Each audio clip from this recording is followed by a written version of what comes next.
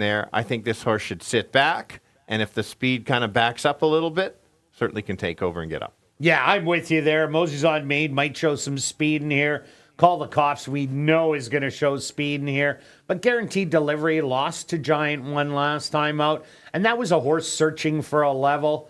It was running against 10 on threes, trying to find a route of ground. It even ran in first level allowance. Finally got down to the 5 on 2, made quick work of them. Easily won by 5 lengths. There is no Giant One in here. This horse loves the distance. I think it'd be a perfect stalking trip. And that's why also it's my top selection. Yeah, and so let's talk about the 7 now. There could be some speed along the rail. But there is no chance I would be taking this horse as my top selection. Oh, come on. Isn't it like a Nano Carroll? No? I have been robbed by this horse so many times. Every time I had to call the cops. Yeah, I was like, call the cops. How many mortgage payments have you lost? After this, I didn't fall for the trap in the first time going out. Yeah, I did. Thank you for saying that. Yeah, no problem. I knew you were going to get to it. Horse is 2 for 31, but the horse has speed, so I could not leave this horse out. Neither did you. Probably still a little bitter. That's why you bumped it to 3rd. That's fair. So catch him if you can, and usually happens because the horse waits for you. Yeah, I don't think the 7 furlongs is his distance, but I thought the same thing about Anna Carroll, who ended up beating 3 rough shots. But Call the Cops has not been showing that staying power. And even last time out, Once Not Afraid went by. He was long done. Daddy's Rare Edition was easily second best in there. But I think he can stick around for top 3. But I would not put my show parlay on it, I'll tell you that. But number 5, Bits of Lemon Drop. This is a girl running against the boys. She is ultra consistent. She loves going to rut of ground. We've seen that last year, as did have a really good second, going 7 furlongs and going a mile. Perfect running style. And I think she's second best in here, and even a nice freshening workout. Yeah, absolutely. That's why I'm 4-7-5. And I'm 4-5-7. Now we're going to carry on to race number 5, a $7,500 claimer for 3-year-olds and up. They're going to go 7.5 furlongs. What an exciting race this should be, Stretch. Absolutely. It's a tough mid-claimer. It's for me, it's one of those races that anybody runs their top race, I think they can win. I switched my picks multiple times. I even had your selection as high as second in my, just because you know why I sometimes have that horse in second. Yeah. But anyway, let's go to the 1 as my top selection. I'm using 5 in here in the pick 5 and pick. I'm taking everybody in the pick 5, but 5 in the pick 4. So anyway, let's go with this. The key here is this horse. Yes, the last race maybe was not his best. It was kind of a little bit of a flat effort in there. But then I like the claim, and I like Antonio jumping aboard. I think that wakes this horse up. Should get a nice trip along the rail. I like how Antonio kind of waits and just goes. I think that's kind of the trip that's going to happen. And so the horse has a few too many seconds, but did win had two wins last year. So that's why I could put this horse as my top selection. Yeah, I've been disappointed with this one, but does draw the rail. So that's a huge advantage for Last Renegade. I ended up going to number 5, Ride 'em, a big win 2 outs ago at the 4,000 non-winners of the year. Jumped up to the $5,500 level. I thought it was going to be a cakewalk. Ran an absolutely huge race. There was 5 of them on the front, jockeying for position, and Ride 'em got a wide trip in there. Finally got loose down the lane, but then it was Captive Kitten coming from the clouds and mowing down Ride 'em late. I don't see that happening today. There isn't as much speed. Will be forward in the race. There's maybe 3 horses that are able to go out and challenge for positioning, but I just think Ride 'em is just too good right now, so I had to put it on top. No, that's more than fair. I did go to the 3. I kind of was reluctant. I just thought that this horse should get another good trip. Got a good trip last time. Not a big fan of taking horses that have a real good trip. But I do like that the horse has the figures to win. Does have a lot of seconds, 11 in fact, so there's no chance it would be in my top selection. I just think the right situation and trip race shape, I could not leave this horse out. Yeah, and the other horse I like in here, number 6, Ethan's Animal. I've chased after this horse the last couple of times. Was beaten by Freemaker sprinting 2 outs ago. Last time it was East Rand and Westover, but was battling every single time. I don't think this horse gets in a battle today. I think it's going to clear Rashad Knight's riding lights out for an apprentice. And if he does make the front end, we've seen Rashad Knight's nurse him and go wire to wire, as we've seen on CC's Kitten the other day at Bombs Away. So I like Ethan's Animal to be a big player in this race. I'm with you. I could have had the horse a little bit higher. Again, I've got so many selections in here, but everything you nailed all the points. So I'll go 1, 3, 6, 5 and box them. All right, and I'm 5, 6, and 1. Straight? Yeah, straight. Okay. 5, 6, 1. All right. All right, on to race number 6, an allowance optional $15,000 claimer for 3-year-olds and up. They're going to go 6 furlongs. Wow, what a great race this should be. Yeah, it continues on in another good pick 4 sequence, especially the middle two races for sure. This is good for you on taking the 8 for second. You can give me the gears on this one for this, and that's fair. I deserve it. This horse does have a lot of seconds. Watch the replays. Was closing late. I just think this horse is going to get an even better trip. Should be battling early, and I think the race just sets up for him. This will be my last chance for this horse with my top selection. 2 back ran to Blazing Bow. We talked about Blazing Bow winning the stake race. That kind of made the pick go up a little bit because... For sure. I lost to Blazing Bow, but, we know how good Blazing Bow's got. So, my top pick, kind of. And I went to number 6, Mr. Dazzle. Mr. Dazzle was in the same race, made a really nice middle move, went after the lead, but then ended up tiring just inside the 16th pole, only lost by a length in the end. Antonio Whitehall gets along with this horse so well. There's no lack of speed in this race. The 1 Market King, the 3 Run Today, and the 4 Stay Happy, they're all going to bring speed. They all have to win in the same dimension, which is run and gun. So without the speed going to be able to get loose, you have to go to a closer in here. And I think Mr. Dazzle fits the bill. For sure. You know I'm a Dazzle fan, so I know you are. I could have had this horse. The reason I put the 1 as my second selection, completely, again, agree with you there on a pace battle. This horse is just so good. If it runs back to those races from previous years, watch out. The horse won both races off a layoff here at ASD. Yes, it was 5 furlongs. They are going a little bit longer, obviously, concern there. The workouts in the morning are so good. Runs back to those. To me, it looks like this horse is ready to run. Just could not leave a horse like this off my top 3. That's why I'm 8, 1, and 6, and like the 5. 6, 8, and 5, Mr. K. Here's an interesting one to look at. Was a winner 2 outs ago, winning by a half a length over Totalizer. The start before, ran against the loose speed, a Run Today, but made a huge move, and the speed just got away last time out in the RJ Spears. That wasn't a bad race. Only got beat by 5 3/4 in the end, when I thought the horse should have got absolutely drilled coming out of the first level allowance, jumping up to the stakes. Well, now it comes back down to the second level allowance and comes back sprinting in a race where I said there is a pile of speed. You might need a closer. This will be your $20 to $30 horse. So I'm going to give you 6, 8, and 5. Now we're going to carry on to race number 7, an allowance race for 3-year-olds and up that are non-2-lifers. They're going to go 6 furlongs. There is going to be a massive favorite in here, and that's number 10, No Show, No Call. And the reason it fits this race, those Manitoba bred races don't count. So it can actually win this race twice. Yeah, that's impressive as a trainer, knowing that condition and everything. So we all know, as Kirt says, who the race goes through. Toyed with the field the last 2 starts. Last time, though. Last time, wow. Even. It was an evening workout, the late one, and anything close to that race or even the race before puts this horse right there.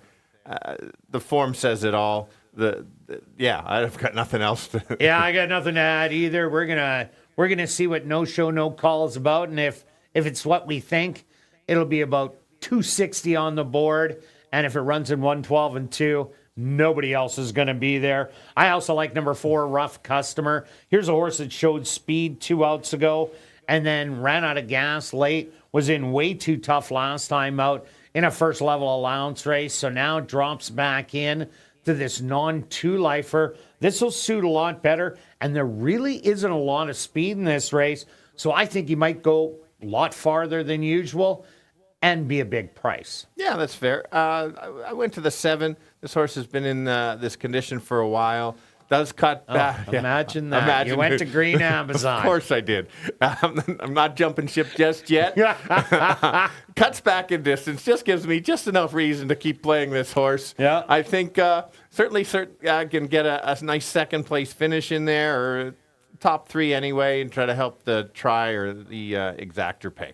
Yeah, the other one I like is number 9, Wicked Black Bullet. Had a really good maiden breaking win 2 outs ago, stalking a duel, and then drawing off to win by 2 last time out. Was just plain and simply too far back, as the track was playing to speed, but did make up a lot of ground. Is more favorable track today if it is.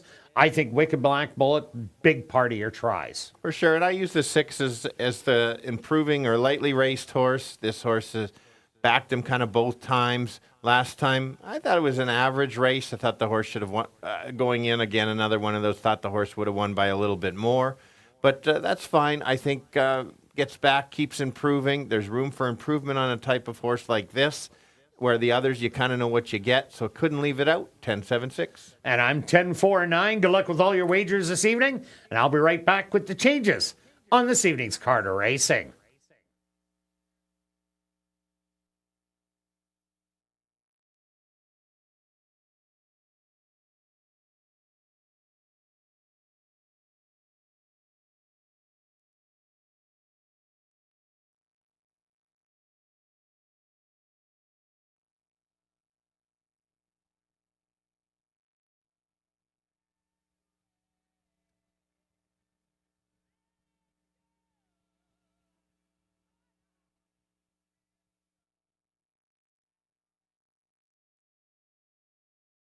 And if everybody can get their pens and programs ready, here are the changes on this evening's 7-race Carter Racing. Turning your programs to race number 1, the Forged Alliance race. Number 1, Scoline. The ownership should read Darren J. Nieswag. Now turning your programs to race number 2, the Wayne Stewart Memorial. Scratch number 3, Lady Cop. Now turning your programs to race number 3, kicking off jackpot pick 5 wagering. It's our featured race, the 49th running of the R.C. Anderson Stakes. Scratch number 5, Cavour. The carryover in the jackpot pick 5, just over $357,000. Now turning your programs to race number 4, kicking off $50,000 guaranteed pick 4 wagering, the Winnipeg Gold Eyes race. Scratch number 3, Shiver.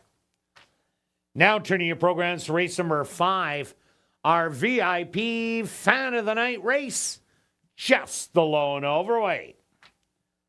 Now turning your programs to race number 6, the Master Feeds race.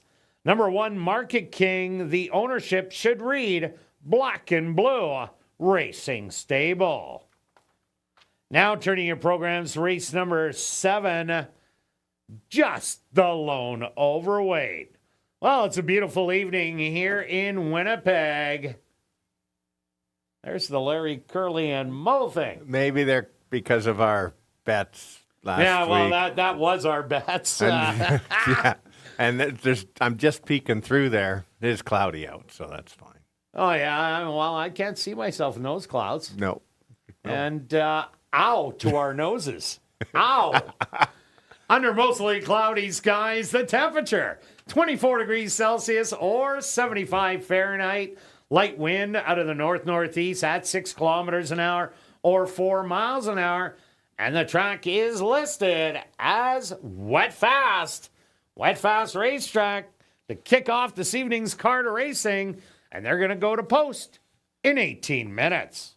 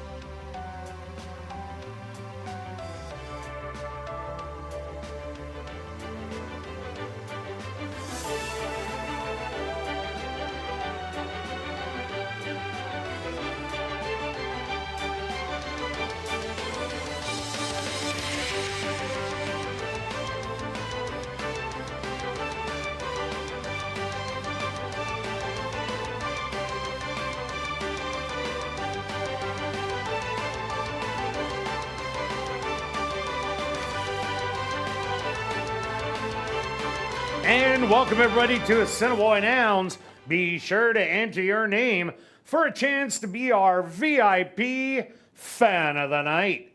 Ballots are available in the lobby. If your name is picked, you're going to get the VIP treatment, including a $25 wagering voucher. You're going to get an ASD t-shirt. You're going to come up to the press box, watch me call a race, and get an autographed ball cap by myself and Stretch. Then you're off to the paddock to see the horses, and then to the winner's circle to get a framed photo with the winning horse.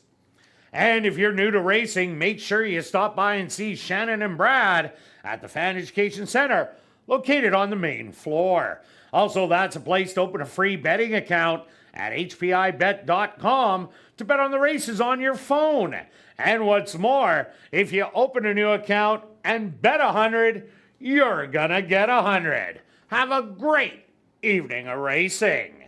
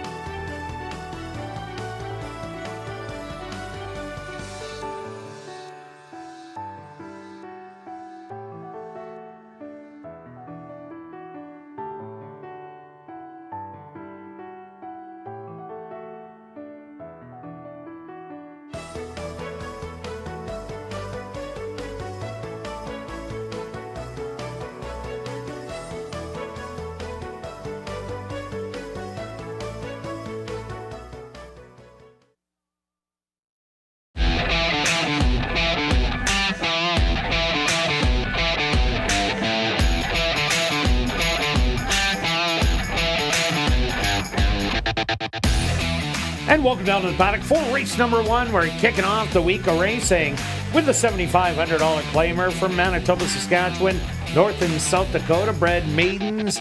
They're going to go 6 furlongs. A little mixed bag in here, stretch of 3 girls and 3 boys. Who do you like? Yeah, and this kind of level, it doesn't seem to matter. Even the non-2, it seems the girls, if anything, the girls seem to beat up on the... Yeah, the girls have been beaten up. Even in the Open 5,000, the non-3 lifer, non-winners of the year, you had Dazzling Gold, Maybella beating up on the boys till Not Afraid did it the other day on Double Time. Absolutely. It's been about even. Look at that. Jake's on camera today. He's already waiting for me. He says, let's talk about your 6. So let's talk about the 6th. This horse is dropping from the maiden special weight, coming out of a stake race. This is a smart drop, I think. This horse is on the fringes. I think the horse probably could have eventually won at the maiden special weight level. But by dropping this horse down, can show speed, try to steal it, go gate to wire. Last time out, got the lead against, not that No Show, No Call is a speed horse, but still, it was a pretty good field last time. Got the lead and then faded late. Doesn't have that kind of competition in here. That is my top selection for all of those reasons. Yeah, I see Chatter Up showing a little bit of speed and Pickin' Riffs showing speed. But Dancing in the Creek did get in trouble a little bit too after the 3/8 pole. But I like number 5, Pickin' Riffs. This horse was also at the maiden allowance level. Did get beat by Dancing in the Creek early on. But in the last 2 starts, this horse has really woke up. It lost to Keystone Cash 2 outs ago by a half a length. And then last time out, No, I Won't Back Down, dropped in from the main allowance level. And Anano Carroll was sitting on a win and ended up jumping up in distance and getting that win. So Pickin' Riffs won't be far away from the lead. And I think might be able to call her Dancing in the Creek late down the lane. So that's why I like it as my top selection, and I'm loving the 3-1. Absolutely. I like your pick. Yeah, the horse is improving. Let's go to the 4. Throw out that last race. Tried the mile. That didn't work. 2 back was a nice enough race. Showed more speed than it usually does. That told me the horse is starting to wake up, starting to become a bit of a runner. I think you're going to get a price because of that last race. Don't ignore it. Like I said, can the horse beat the 6? I don't think so, but it certainly can complete the exactor. I just like the progression of this one. Yeah, another one I'm going to throw in is the 1 Scoline. The mom or the dad, Pies Prospect, 6 wins, $700,000 in earnings. The mom, 6 wins, $43,000 in earnings. Has 3 siblings. A half sibling had 2 wins, only $6,500 in earnings. The other 2 that are full siblings, a 3-time winner of $18,000 and an 8-time winner of $62,000. And they had speed that they did bring.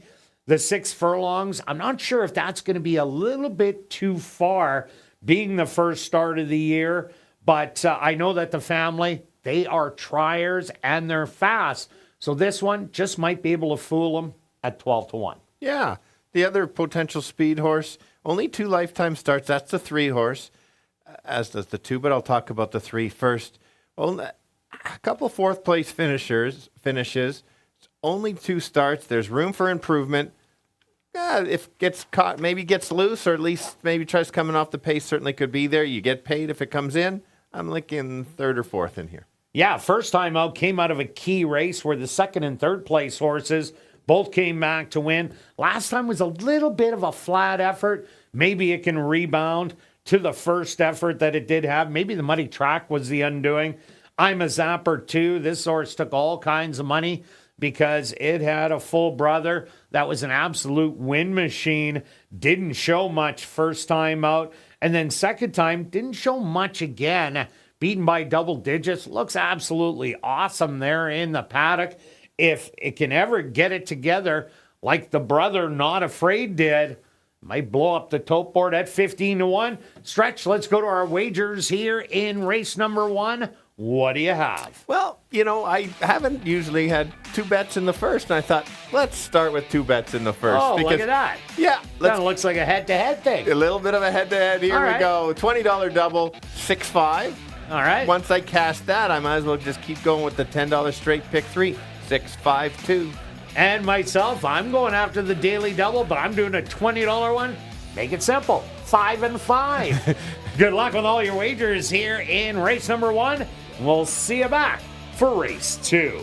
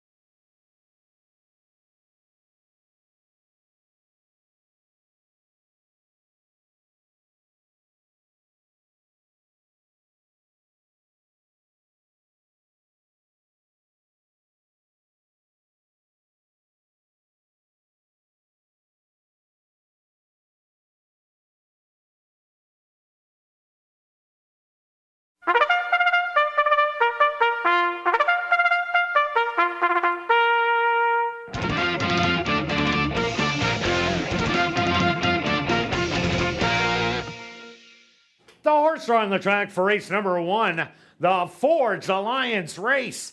They're going to go 6 furlongs for $10,000. Number 1 is Skull Line, owned by Darren J. Nieswag, trained by Lise Pruitt with Chavian Chow. Number 2 is I'm a Zapper 2, owned by LRW, trained by Tom Gardapi Jr. with Rashad Knights. Number 3 is Chatter Up, owned by Terry and Trent Newber, trained by Mike Taphorn with Neville Stevenson. Number 4, that's Happy Birthday, owned by Cool Guy Stable, trained by Maria Stanford with Dane Dawkins. Number 5 is Pickin' Riffs, owned by 2 Points Ranch, trained by Carl Anderson with Demario Bino. Rounding out the field is number 6, Dancing in the Creek, owned by A2 Thoroughbreds and True North Thoroughbreds, trained by Michael Nault with Praven Badry. The Forged Alliance race here in race number 1. They'll go to post in approximately 3 minutes.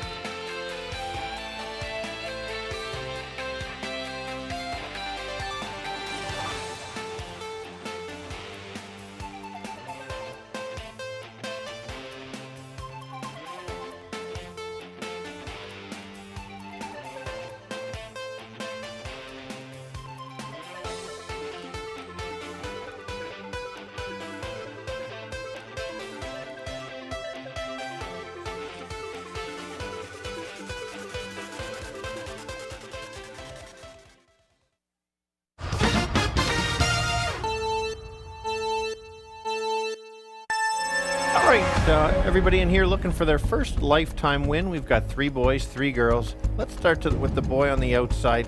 drops in class from maiden special weight into a claiming race, has shown speed in the past. That shouldn't have as much pressure, and I think he can go gate to wire.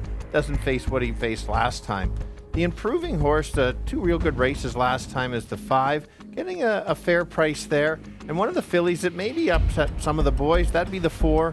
Cuts back in distance, 2 back, a nice race. That would put her in the mix. 6, 5, and 4. Kirt.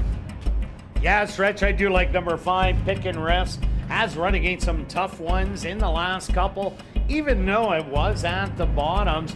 Nano Carroll and No, I Won't Back Down. That was No, I Won't Back Down, dropped in from allowance. And Nano Carroll had a couple of second place finishes, sitting on a win. And this horse tried all the way to the wire. I think there's enough speed to push Dancing in the Creek. So getting a good trip. I do like number 1, Scoline. Loved betting on her little sister, or big sister actually, as she was a speedball, Little Miss Zach. She ran against the boys and she had cutthroat speed, and I do like the 6, Dancing in the Creek. I'm going to give you 5, 1, and 6. Good luck here in race number 1.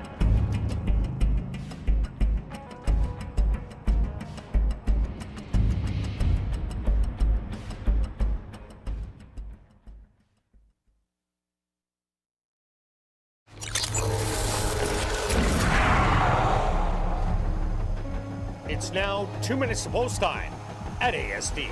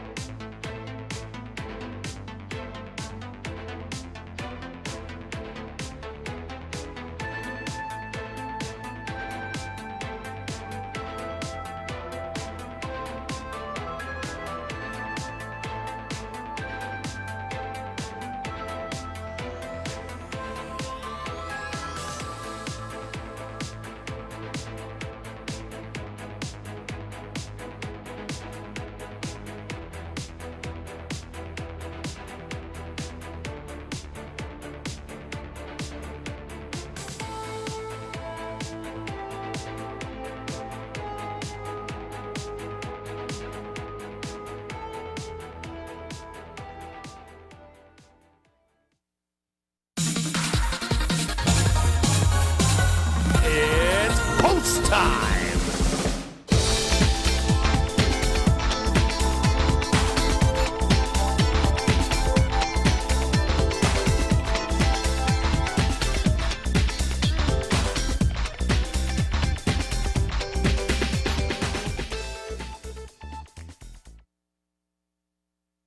Goal line, the first-time starter, will lead the field into the starting gates. Next up, I'm a Zapper 2.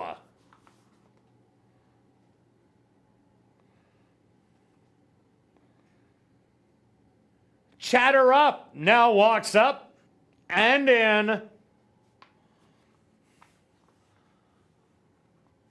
Happy Birthday's turn. Just 2 left to load. Picking Refs.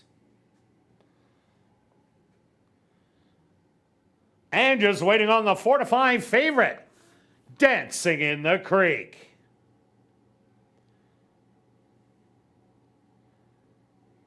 They're all set. They're at the post. And they're off. From the middle of the track, Picking Refs comes a rolling out of the gate and grabs the early lead.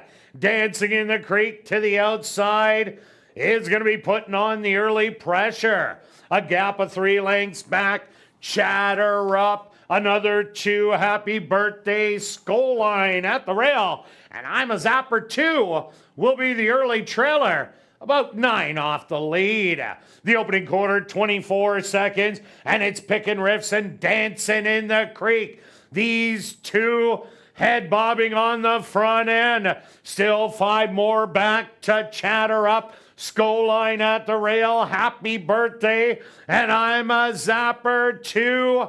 But it's Picking Refs on the inside through a half in 47-4 as they hit the head of the lane. Picking Refs and Dancing in the Creek. But Picking Refs gets the jump. But Dancing in the Creek not giving up as they're coming to the 16th pole. Happy Birthday making a late rally on the far outside. But it's Picking Refs. And here comes Happy Birthday! At the wire, getting the win. Picking Refs for second. Third's going to go to Dancing in the Creek.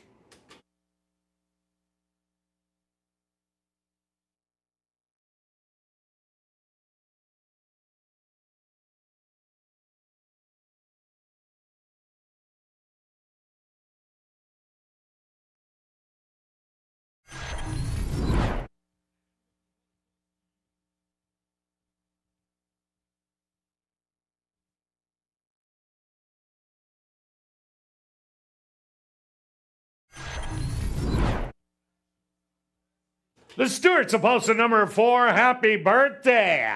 As your race winner, second goes to number 5, Picking Refs. Third to number 6, Dancing in the Creek. And fourth to number 3, Chatter Up. They went the opening quarter, 24 seconds. The half, 47-4. 5 furlongs, 101. Time for the 6 furlongs, 115-2.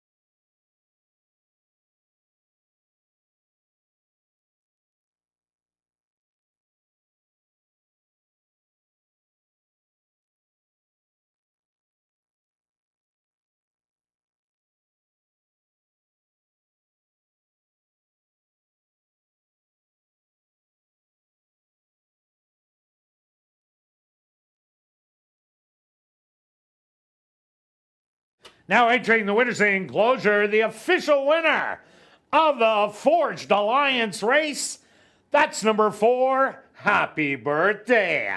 Happy Birthday is a Bay filly, 4 years old, by Edison, under the mare Bodgett's Lady by Captain Bodgett. Owned by Cool Guys Stable, trained by Maria Stanford, and ridden to victory by Dane Dawkins. Time for the 6 furlongs, 1:15 and 2. Race 1 is official in the upcoming second race. The Wayne Stewart Memorial, scratch number 3, Lady Cop. Rolling doubles.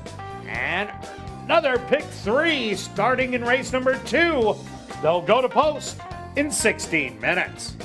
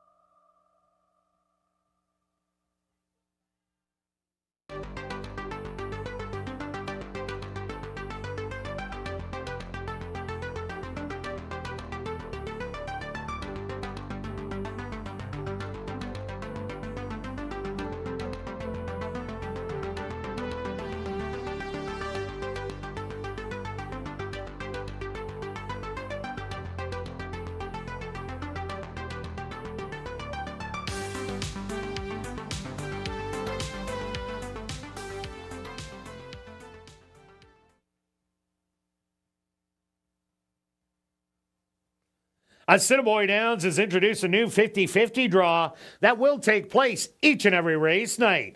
The jackpot is currently at $1,100 and growing. Tickets are 1 for 10, 10 for 20, 50 for 50, or 200 for $100. You can get your tickets at guest services, the VLT cashier's cage, the 50-50 ticket seller who is walking the facility, or just go to 5050.asdowns.com. The draw will take place at 10 p.m. tonight, and proceeds will benefit Final Furlong and the Winners Foundation. Please take note that you do not have to be in attendance to claim your prize. Check our website at asdowns.com for the winning numbers.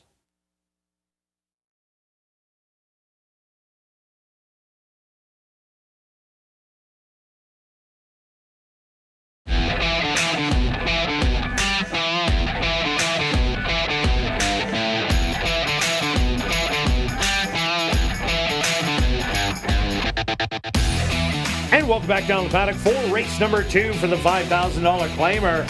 4 3-year-olds and up that are non-3-lifers. They're only going to go the 5 furlong distance. Scratch number 3, Lady Cop. Let's take a quick look back at race number 1. Well, Stretch, picking riffs, dancing in the creek. They duked it out, but into submission, and Happy Birthday coming off that mile, had lots of legs left in the end to just go on by. Yes, congrats to anybody that's here having a birthday, because I'm pretty sure they probably have a couple bucks on that horse all day long. No doubt about it. When it pays $33, it is a good birthday. For sure. Yeah, you knew I've watched enough races when the 5 and 6 were battling early. You knew there's a potential of horses coming from the back, and that's what happened. So we'll go for it. Just kind of set up for that. Made sense. The mile cutback. That's why I didn't mind Happy Birthday, because of that mile. Didn't show much, but that extra distance set her up for the win. Totally did. Okay, on to race number 2. We just had the track upgraded. The track is now listed as fast. Stretch, who's your top play? All right. We're on the same horse. Jake's got it there. On the 5, I was on the 5 even before the scratch. I think this horse makes the pretty good drop from the 10 non-3 to the 5 non-3. It's significant because you get some horses from the allowance that just can't win and drop in. Ratliff City has run some nice ones. Lollipop Kid as well. So this horse actually won the first start. Kind of fooled me that first day. Showed some speed, took over for the 10 non-2. Again, Shelley Brown's found the spot. I think this horse potentially can control the front end. I know the speed didn't hold last time, but last race, but it hung around. Loose speed is always dangerous, and you're only going 5 furlongs. Yeah, no doubt about it. And there really isn't a solid closer in this race either. So whoever battles on the front and last to the wire, and I'm in agreement with you, that is a huge drop from the 10 non-3. This is much easier company. You have to go against a couple of girls in here, but finalize any of those 4 races. Those are good enough to win this one, so top selection for me also. I also like number 6, Driving. One of the 2 fillies that are tackling the boys. Had back-to-back really nice wins, breaking the maiden and the non-2 lifer. Then jumped into a 10 non-3 event and ran a really good race after not a great beginning. But for a horse to show speed and win wire to wire, but then be able to rally from off the pace, I really like that, how the horse improved positions. So I think Driving, this is the perfect distance, has good early speed and staying power. I think it's a top 2 play. Absolutely. It easily could have been my second selection. It's right there. It'll be part of an exactor. Let's go to the 2 as another one in the top 3. It's claimed last time. Jared Brown picks up the claim. He's had success after he claims. Was in for 5,000 non-4, drops to 5,000 non-3. I like that because it's the same claiming price, but the competition, you'll see Ethan's Animal later on in the day, that horse that you do like. 75 wide open. That's exactly right. And so has some back class over at Zia, and I think you can't leave this horse out. 9-2, I think that's a fair value. Yeah, that was a really tough race last time out. I also like number 1, Shirley Sherman. Has only 2 lifetime wins, but seems to like to hit the board in third. 9 starts here at Assiniboia Downs, 5 third-place finishes. Last time out was 7 furlongs. And it's not the preferred distance for Shirley Sherman. Had run much better in the previous 2 5-on-3s, and it likes to sit close. Wasn't going to beat Victory Line 2 outs ago, won by 7. And then it was Morrow Outlaw chasing around Victory Line after it had already won. So Shirley Sherman draws rail, will be sitting close, so I think is a top 3. For sure. Let's look at the outside horse, the 7. I backed this horse to remember the first start lifetime here and won by 8. This horse has a chance to show speed. So if this horse goes and finally sits back, maybe can steal it. Has a couple works, only 1 start. Every reason to improve after that.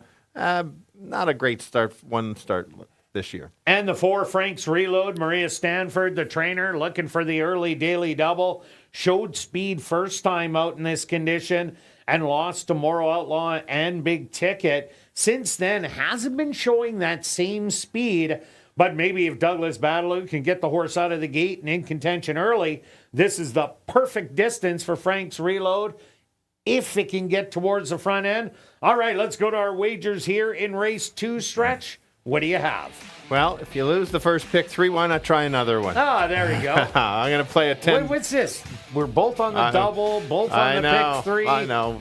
Except I'm winning this one. Sorry, you guys. We both could win it. $10 pick 3 wheel, 5 with 2 with 4, 7. If you just want to spend $2, call it a $1 pick 3 wheel, which is the same. 5 with 2 with 4, 7. And I'm doing a $10 pick 3 wheel, 5 with 1, 2 with 4.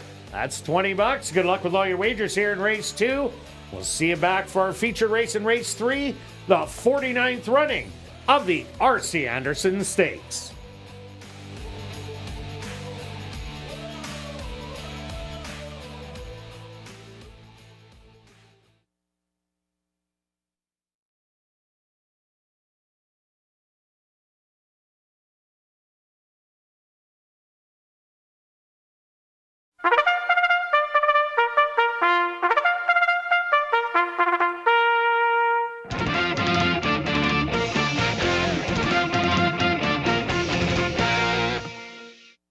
The horses are on the track for race number 2, the Wayne Stewart Memorial.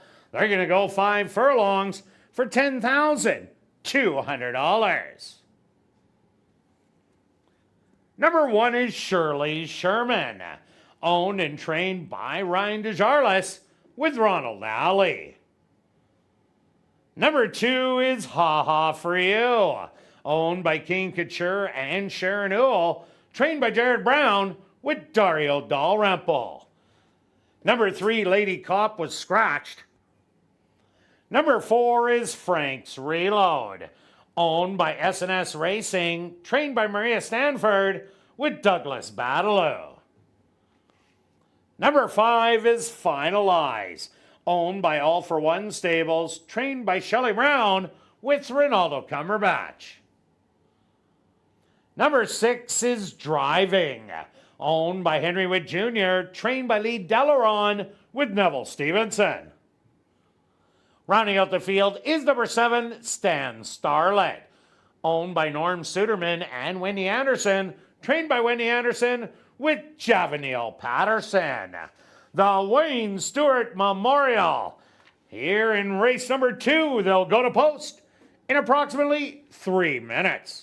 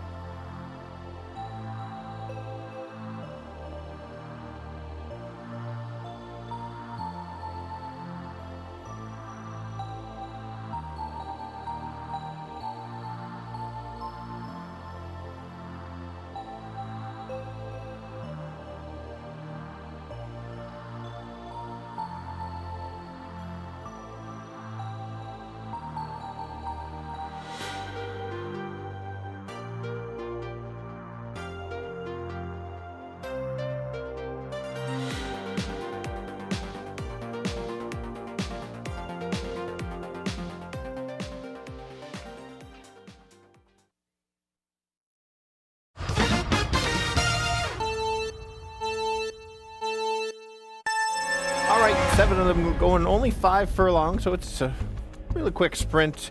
I'm going to go to the 5. Is the favorite right now. Drops in class. I think it's just a little bit better than this bunch.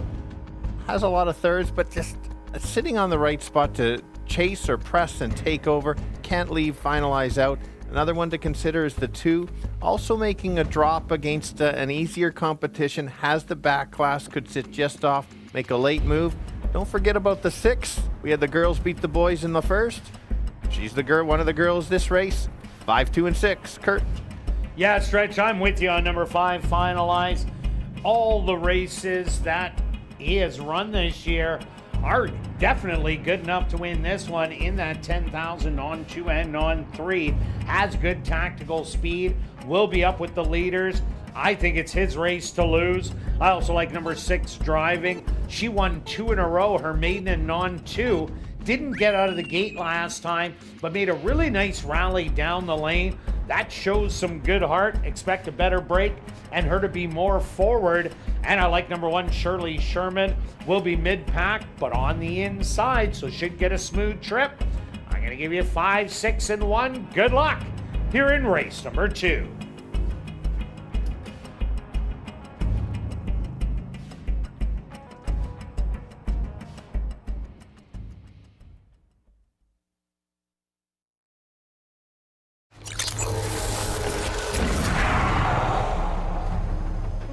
It's now 2 minutes to post time at ASD.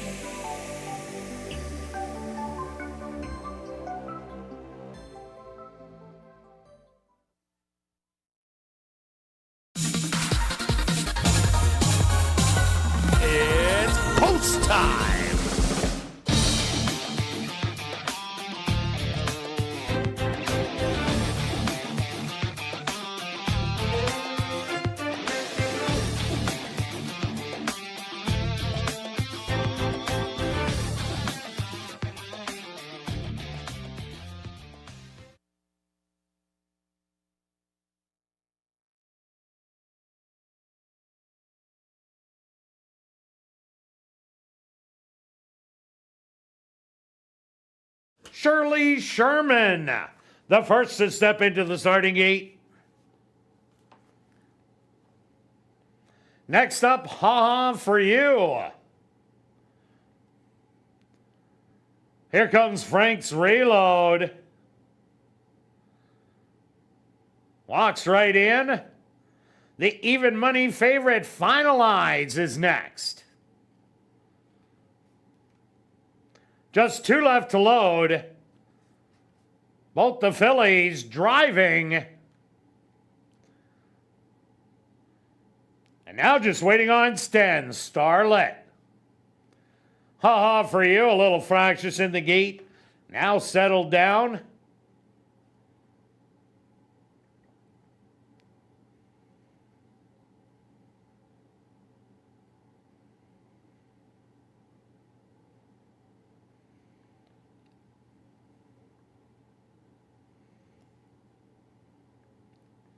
Stan Starlight getting a little extra help from the gate crew.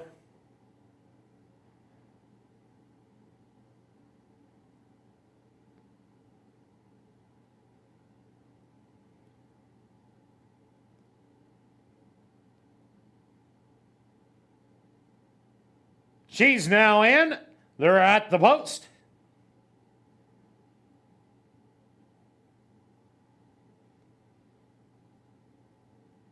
And they're off.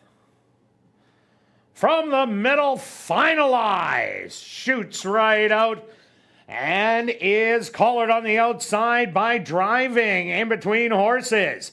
3 wide, Stan Starlet. Makes it a trio going after the lead early. 4 more lengths back, Shirley Sherman. Then Frank's Reload, and well back to Ha Ha For You. The opening quarter, 24-1, and the favorite, Finalize, has opened up the advantage by 2.5. Driving on the inside in second, 3 wide, Stan Starlet, 4 wide, Shirley Sherman, and trying to rally Frank's Reload, but Finalize has gone from gate. And it's going to take it all the way, 1/8 of a mile to go. This is all Finalized, the favorite. Getting it done. Frank's Reload, a good rally for second. Very close for third between Shirley Sherman and Driving.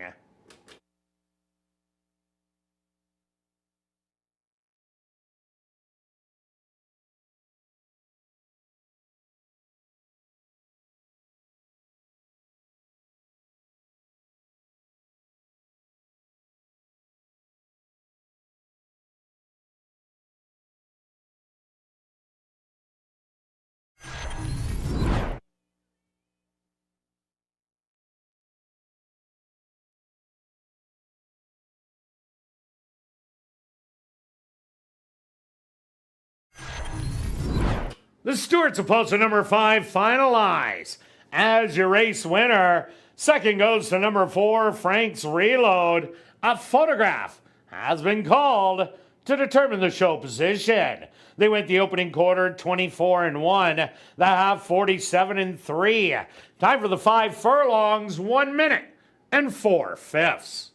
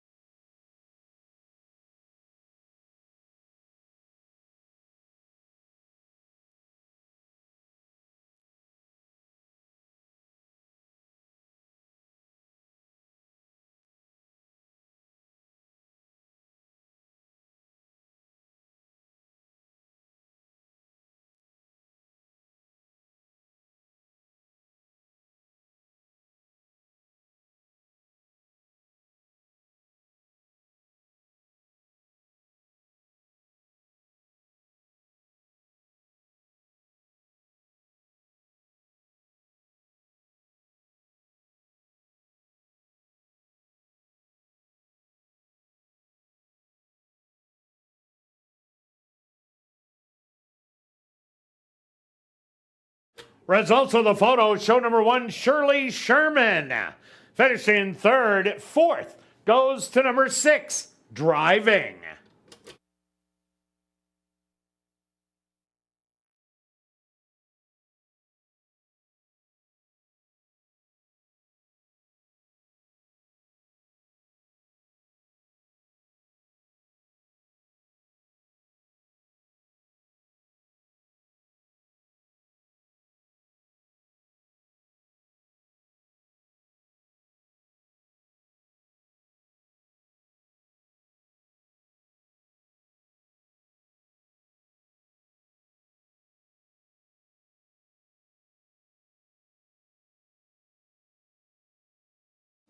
Now entering the winner's enclosure, the official winner of the Wayne Stewart Memorial, that's number 5, Finalize.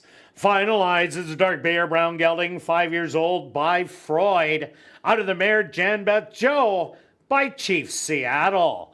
Owned by All for One Stables, trained by Shelley Brown, and ridden to victory by Ronaldo Cumberbatch. Time for the 5 furlongs, 1 minute and 4/5.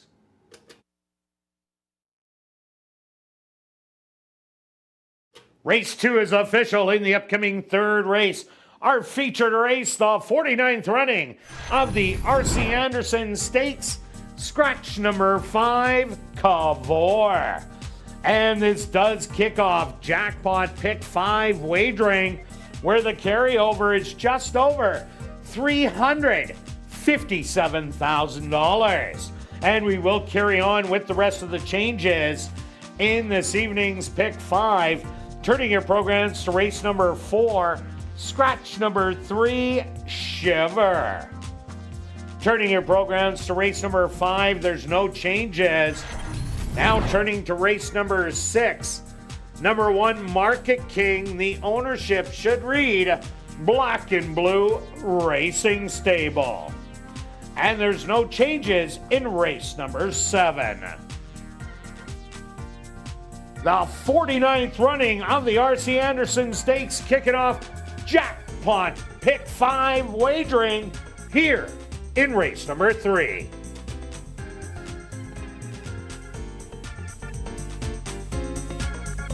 Well, be sure to check out the 140 VLTs in our spacious Club West Gaming Lounge. It's located on the second level of the grandstand and open all day, every day from 10 a.m. to 1 a.m. And tonight and every race night, we will be drawing for $500 cash at 11:30 p.m. in the VLT Lounge during Crazy Hour. Also, just a reminder that free family fun activities will be featured every Monday in July and August, as well as Monday, September the 2nd. Free activities include bouncy castles, face painting, and live entertainment. The fun all starts at 6:30 p.m.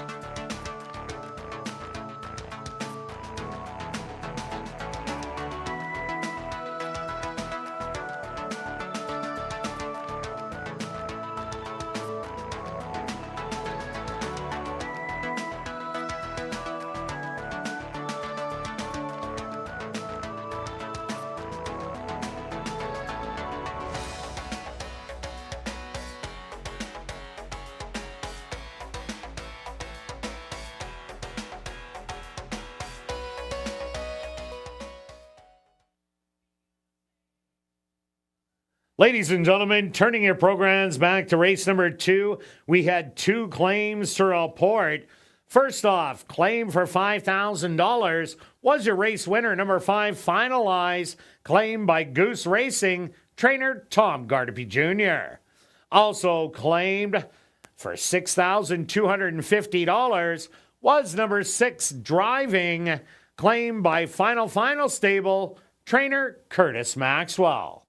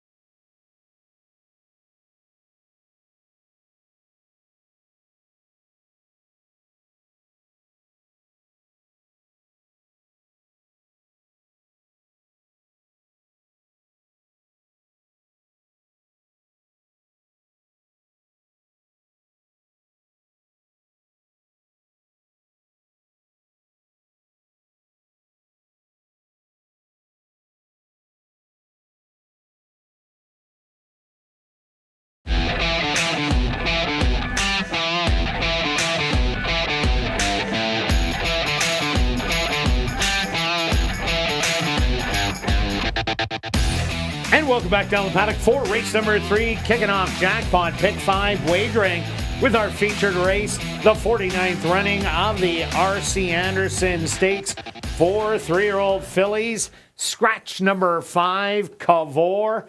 Quick look back at race number 2, Stretch. Well, there wasn't a doubt who the winner was in there. Once it shook free at the 3/8 pole, Finalize. That dropped from 10 to 5. Wow, what a big drop that was, and it really showed on the racetrack. Yeah, it was a big drop. Smart drop because the horse was finishing 3rd and 4th at the higher level. Found a better spot and ran a nice race. Good close on the 4. Take note of the 2 horse was way back going 5 and finished with full run. It's not going to show up on in the program next time, but make note of that if they go a little bit longer. Just one thing I'm going to add on the daily double price there, Kirt, you got to pay attention. So if you bet the double, $2 double, 3 and 5, which we did not, it paid $90. No, we had the 2nd and 3rd place finishers. Yeah, it doesn't. But I did beat you. You did, yes. And not that I got paid. No. But if you bet $2 to win on the 3 and then let it ride, you would have only got 54. So don't forget, we have rolling doubles, but the payouts, we get a bit of a price, a huge overlay. So you would have made $36 more if you just bet the double on a $2 wager, which is absolutely huge, I think, anyway. Yeah, no doubt about it. Okay, on to race number 3, Stretch. Your top selection, the 3 to 5 choice. Yes, well, the pick... Not a surprise, No, though. not a surprise. Expected. The pick 4 is going to fly over the... Pick 5, you mean? Pick 5 is going to fly over the 400,000. Briefly talked off I'd camera. like to see the pick 4 fly over 400,000. I would too. There is a way that it could pay today. We had a bit of a discussion, but you got to beat some favorites. I'm not going to try to beat the favorite in here. Starting with this, the 2 horse ran a very nice race last time. Had to run down the speed. Battled the 1 the entire way. I thought the horse was going to win by a little bit more, but still won the race. I chose this horse, this filly, was my top selection because she's run very well going 2 turns. 2 back is the key race for me against older and wide open, and ran 2nd to I Am Mila. Like that race. That's why it had to be my top pick. And Commandos Lance Dance did get in a little bit of trouble inside the 16th pole. Praven Badri did claim foul against Iamila, which never went through. I went to number 1, Mobile Creek. What a great race last time out. Battled on the lead with Awfully Special. Then Commandos Last Dance came, and they just ran all the way to the wire. And then Commandos Last Dance took everything to get by. But what I think might happen in here is Mobile Creek gets and loose and easy lead. And if that does happen, we've seen a lot of wire-to-wire winners when they've gone around 2 turns. And I think this horse just keeps on improving. And the Mike Taphorn barn, wow, it's a 30% win clip. So if you're looking for a horse to be the upsetter, I think this is the only one you can look to. Yeah, that's fair. It was a solid race. Let's look at the new one that hadn't raced against these other ones in that previous Hazel Wright Stakes.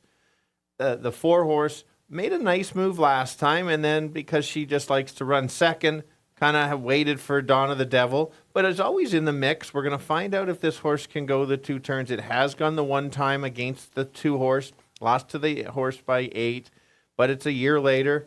This horse should get a nice trip. If there's a bit of a pace battle early, they decide we've got to go after the 1, could set her up for maybe a second-place finish. Yeah, no doubt about it. Her first 3 races of the year, Awfully Special was on the front end, or just off, took over the front after a quarter mile. Then Iamila went wire-to-wire. Charmingly Wit went wire-to-wire.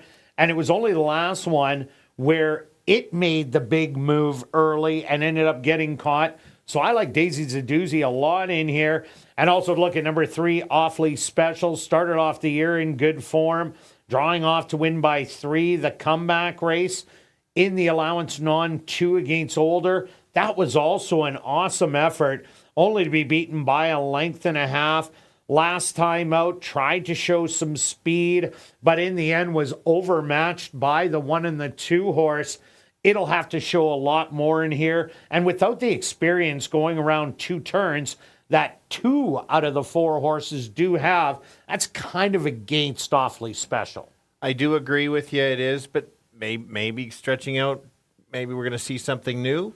It isn't a big unknown, so you want to have a pretty good price if you're going to take that risk. Oh, no doubt about that. All right, let's go to our wagers here in race number 3, Stretch. What do you have? Well, just going to play a small pick 5. As mentioned, my ticket is not going to get me the pool. You'd have to switch those all legs to different spots.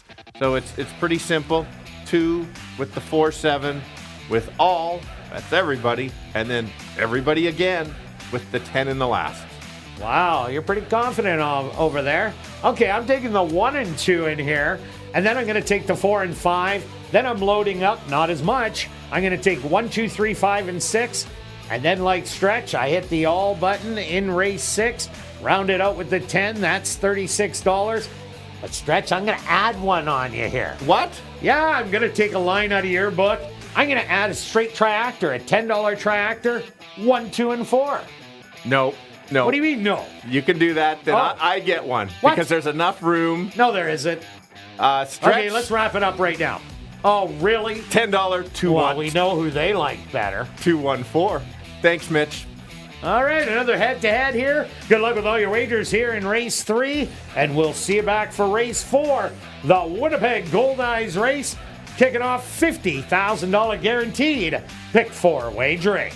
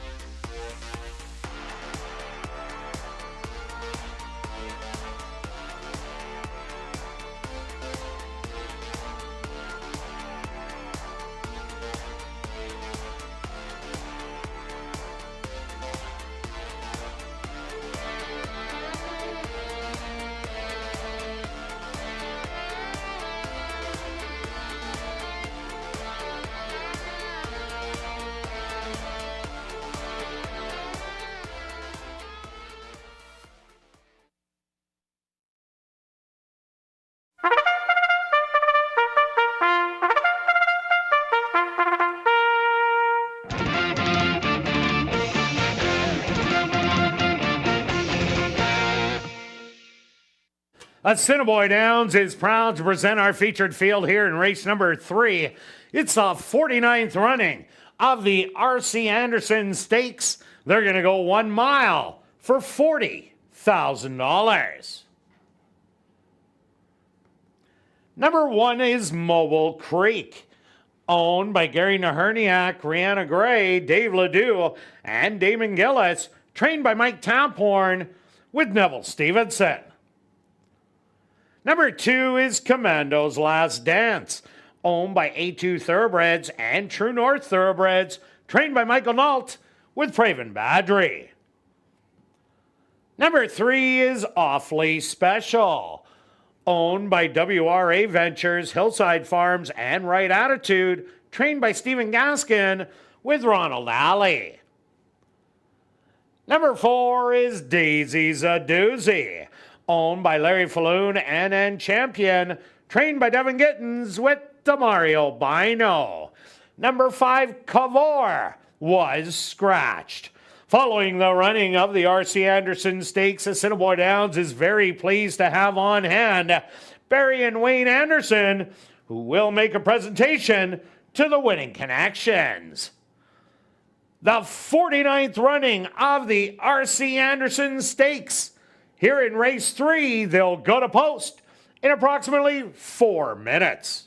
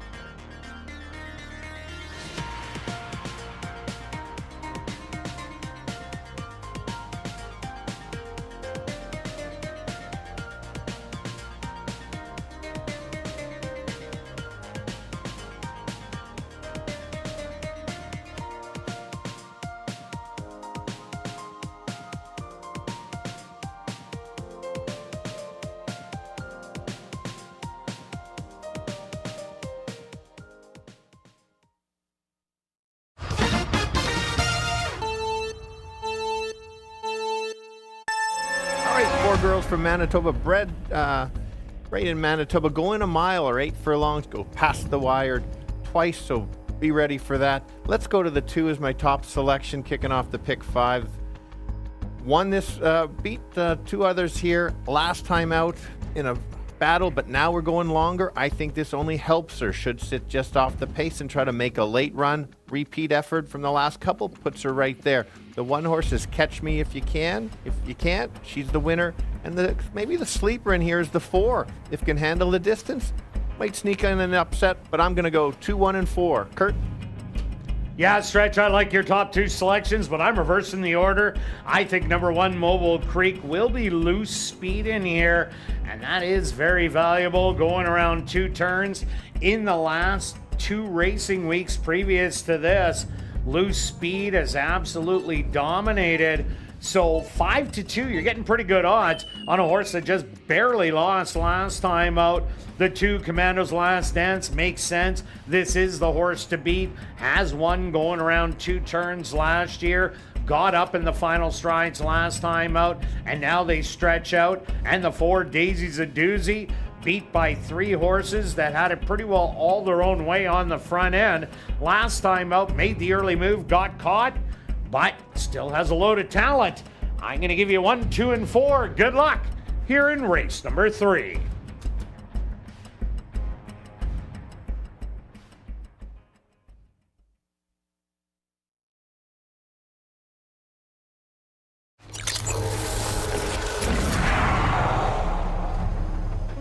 It's now 2 minutes to post time at ASD.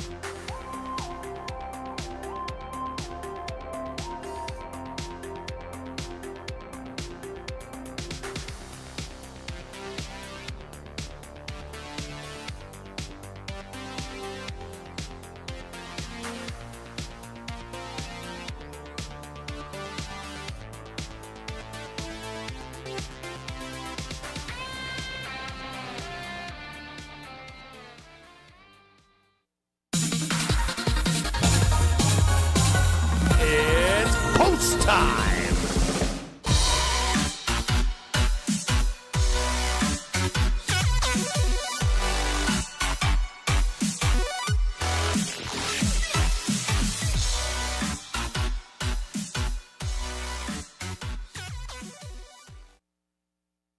Mobile Creek will lead the 3-year-old fillies into the starting gate.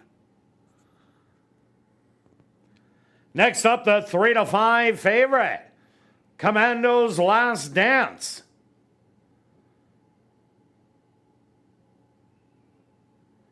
Just 2 left to load. Awfully Special.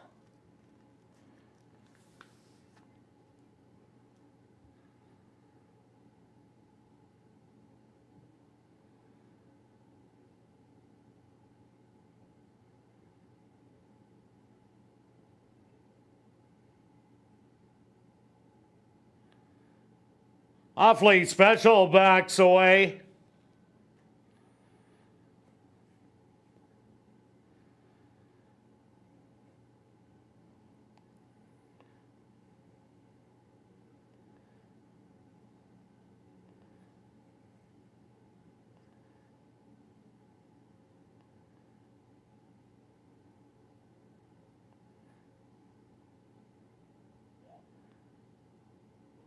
Now she's in. Now just waiting on Daisy's a doozy.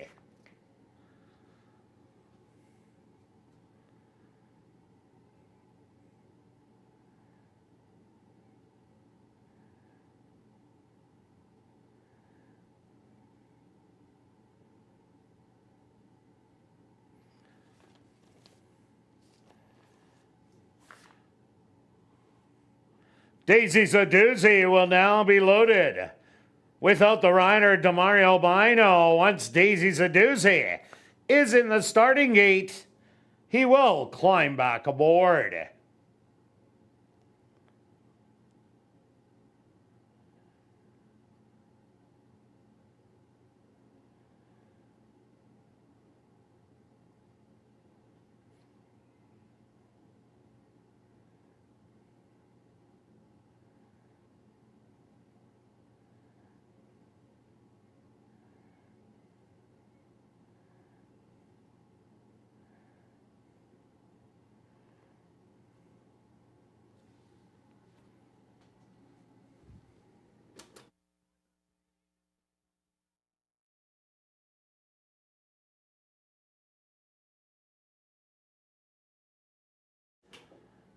Daisy's a doozy is now in the gate. Jockey Demario Bino now climbs back aboard. The field is set. They're at the post. And they're off in the 49th running of the R.C. Anderson. On the inside, Mobile Creek is showing the early speed with Awfully Special. Up close early, Commando's Last Dance is settled in third, and Daisy's a doozy's the early trailer, 4 lengths from front to Mac as they cross the grandstand, and Mobile Creek cuts that opening quarter in a rather sluggish 25-2 and has opened up a length and a half lead. Commando's Last Dance has moved up to the outside in second. Awfully Special now 3 wide, and Daisy's a doozy, a rail-hugging trip. 3 off the lead, but it's still Mobile Creek through a half in 51-4. Commando's Last Dance creeping up, and now looking Mobile Creek in the eye in between horses.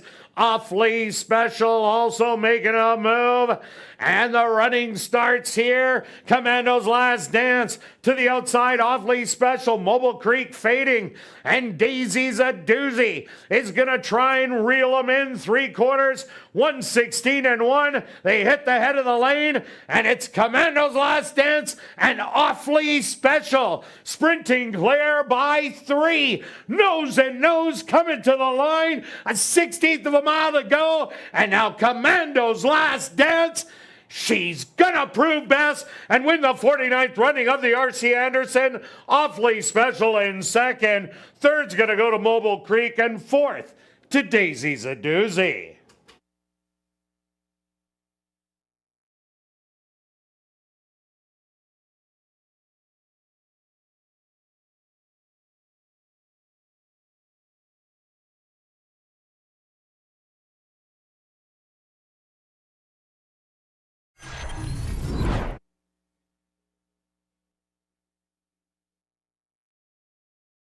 The stewards have posted number 2, Commando's Last Dance, as your race winner. Second goes to number 3, Awfully Special.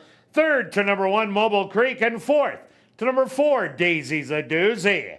They went the opening quarter 25-2, the half 51-4. 6 furlongs, 116-1. 7 furlongs, 129-1. Time for the mile, 142-2.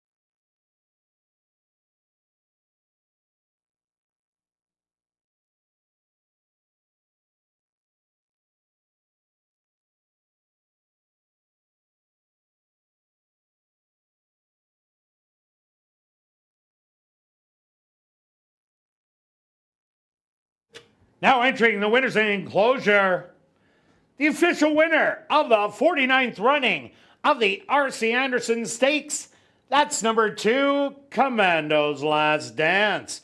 Commando's Last Dance is a Bay filly, 3 years old, by Going Commando. Out of the mare Sweet Tizzy Lizzy by Tiz Now. Owned by A2 Thoroughbreds and True North Thoroughbreds. Trained by Michael Nault. And ridden to victory by Praven Badri. Time for the mile, 142-2. Assiniboia Downs is very pleased to have on hand Barry and Wayne Anderson to make a trophy presentation to the winning connections. Also, number 2, Commando's Last Dance was proudly bred right here in Manitoba by Keaton and Aiden Zeprick. Race 3 is official in the upcoming 4th race. The Winnipeg Gold Eyes race, kicking off $50,000 guaranteed pick 4 wagering. Scratch number 3, Shiver. And we'll carry on with the changes in this evening's pick 4. No changes in race 5. Turning your programs to race number 6. Number 1, Market King. The ownership should read Black and Blue Racing Stable. And no changes in race number 7. The Winnipeg Gold Eyes race. Here in race number 4, they'll go to post in 17 minutes.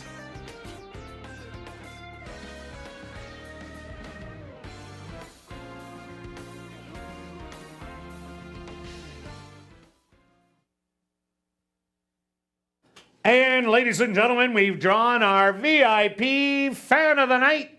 Congratulations goes out to Dan Hunt. That's Dan Hunt. Congratulations. You're our VIP Fan of the Night. Please report to guest services on the main floor, South End. And just a reminder to get your 50-50 tickets. The jackpot currently at $1,770 and growing. Those tickets are 1 for 10, 10 for 20, 50 for 50, or 200 for $100. You can get your tickets at guest services, the VLT cashier's cage, the 50-50 ticket seller who is walking the building, or you could just go to 5050.asdowns.com. Ticket sales will close at 9:50 p.m. The draw will take place at 10 p.m. tonight. Proceeds will benefit Final Furlong and the Winners Foundation. And please take note that you do not have to be in attendance to claim your prize. Just check our website at asdowns.com for the winning number.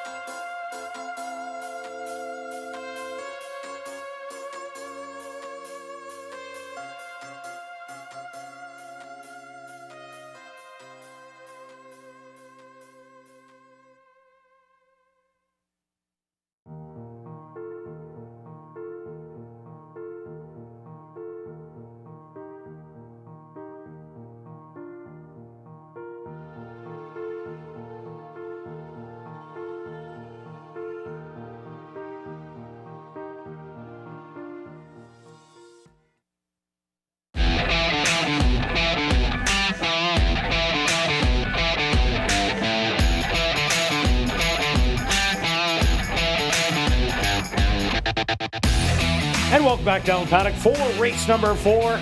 Kicking off $50,000 guaranteed pick 4 wagering with a $5,000 claimer for 3-year-olds and up. That are non-2-lifers. They're going to go 7 furlongs. Scratch number 3, Shiver. Quick look back at race number 3, the R.C. Anderson Stakes, Wild Commando's Last Dance. Very confident ride by Praven Badgery, keeping Mobile Creek in his sights, making the move on the turn, and the horse was just much the best in the end. Yeah, exciting race. A lot of cat and mouse. You called it. The one would go to the lead, slowed it right down, and then moved up, and then they started to run and sprint home on the turn. Good race for Awfully Special. Yeah, it came back after that flat effort. The other two were great races this year. Yeah, absolutely. So, yeah, real good race for the stake race, and only 4 is exciting. All right, kicking off the pick 4. We'll fly over the 50,000, just how the money is in the pick 4 pool already. Let's go. We're on the same selection, Kirt, good or bad. This one's going to come off the pace again, the 4-horse. There's a bit of other speed. The 7 will be one of the speed horses. This horse ran a nice race last time. You called it about Giant 1. Giant Run, pretty good runner for this level. Made a late move. This horse likes the distance. 4 for 4 at the distance in the money. I think the horse will sit back. Can't sit too far back just because if somebody gets loose, hard to close that much ground. But I think it's a must-use. Well, I think someone will get loose in here. I think Call the Cops will get loose on the outside. But if Mosey's on main, pressures Call the Cops, then it's definitely going to set up for someone to close. And I like Guaranteed Delivery to do that. But I also like number 5, Bits of Lemon Drop. This is the lone girl against the boys in here. And so far this year has been knocking at the door. Couple of third-place finishes, and 2 outs ago, a good second to Diane's Wish. But when this horse stretches out, it runs even better with the 2 7-furlong races, has a second and a third. In the mile races, has a second and a 4th beaten only a length. So Bits of Lemon Drop will be forwardly placed, stalking that speed, and if they start backing up, this one will start eating up ground. For sure. And the one they've got to catch is the 7. This horse, Careful, does have 2 wins, and many of them only have the 1 win. But out of 31 starts, this horse has not been in the money going the distance, but the numbers say that this horse might be able to handle it. And I'm going to take a bit of a chance, not my top selection. He is going to go as fast and as far as he can go and try to hang on and try to steal it. We'll see if he can. I don't think he can. I'm not leaving it out in my pick 4 sequence. I am. Yes, you are. So you. I did that with the Nano Caro on Tuesday, and it cost me the pick 5. So yeah. Yeah. Why not keep it going? All right. So yeah, that if you're watching the race, watch for the 7 up front early. Yeah, another horse to take a look at. That'd be number 2, Big and Bold. They're taking the blinkers off today. And this horse has run a route of ground a few times. You see it, Sam Houston, April the 7th of 2024. This horse ran a really good race in there, but it was pressing the front end and then fell off really late to be beaten by 4 3/4. And the second place finisher did come back to win. Last time out was forwardly placed and didn't have any kick left, but maybe with the blinkers off, will show a bigger kick down the lane. For sure. The big wake-up horse was the one last time. I was surprised on how well this horse ran. Went off at 57-1. Almost got there. Just lost to the 4 by a nose at the wire. This second time around should improve. We'll see if it presses or just chases the speed. And the 6, Wickway Mekong Ghost. This horse inherited the win when Keystone Cash was disqualified for interference in the turn. The comeback race was well behind. Guaranteed Delivery, the 1 and the 4. Mosey's on main. But this horse loves a route of ground, gets 7 furlongs today, might be able to fill in your try. But let's go to our wagers here in race 4, Stretch. What do you have? I only have 1 ticket. Wow. Yeah, 1 ticket, 1 pick 4 ticket. Got 4 and 7 in here, the closer and the speed. 4, 5, 6, 8. 1, 2, 3, 5. We have the same. Really? We actually have the same ticket. Okay, my chances of winning are 0. Well, now. It is, because if the 7 wins, you're out and I'm still going. Same tickets. There it is. If you want to just key the 4. That makes it $30 cheaper. Correct. All right, good luck with all your wagers here in race number 4, and we'll see you back for race 5.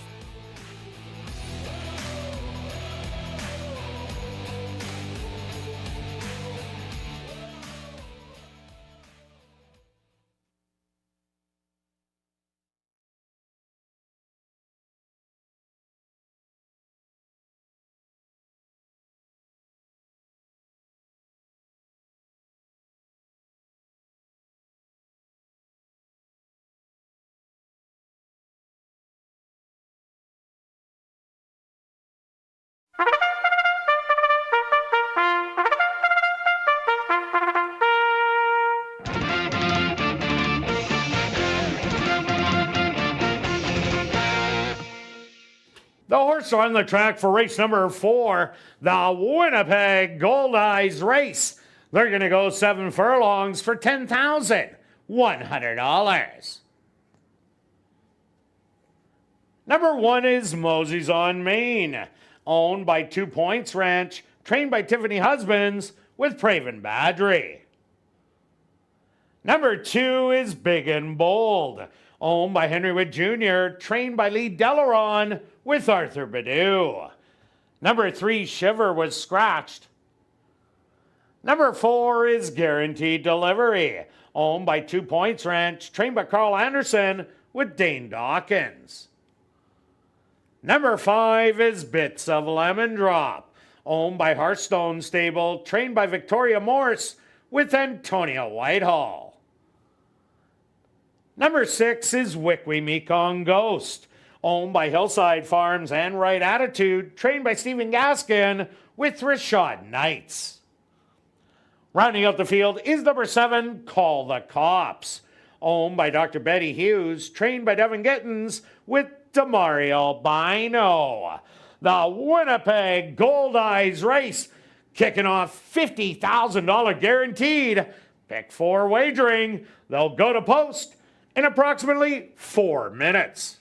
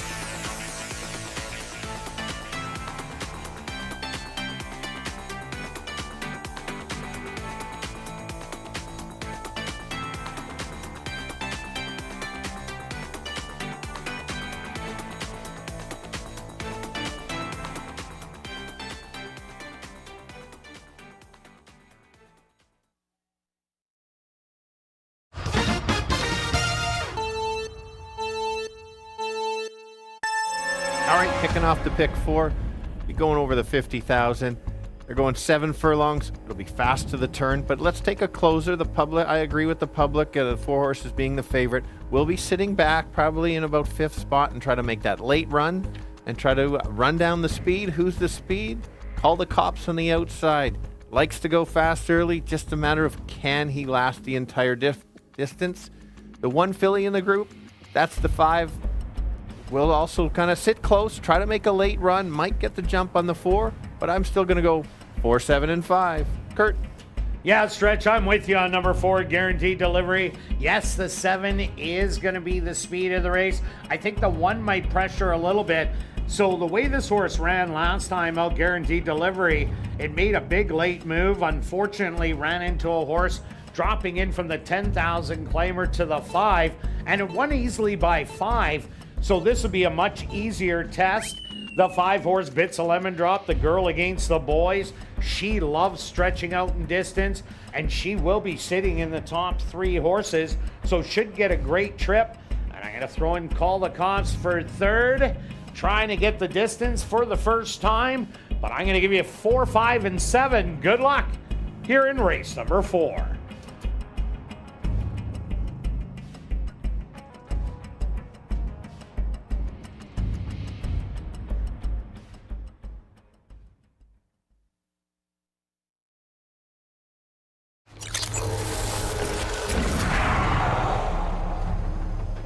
It's now 2 minutes to post time at ASD.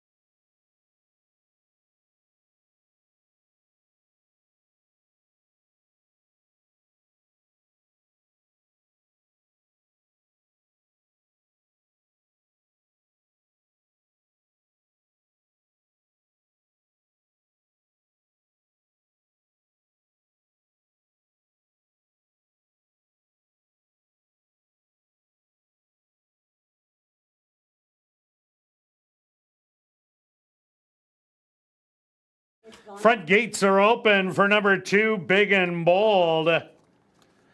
Jockey Arthur Badillo has hopped off, and once Big and Bold is in the starting gate, he will climb back aboard.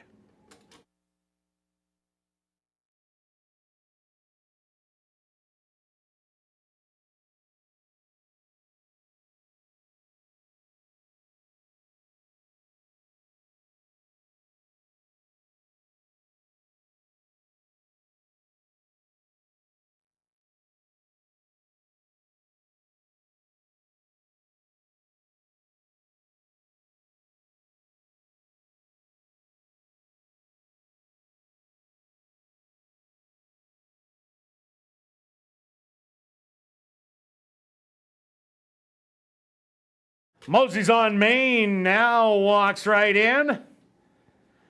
Next up, the 8-5 favorite, Guaranteed Delivery. Here comes the mare, Bits of Lemon Drop. Just 2 left to load. Wickwee Mekong Ghost.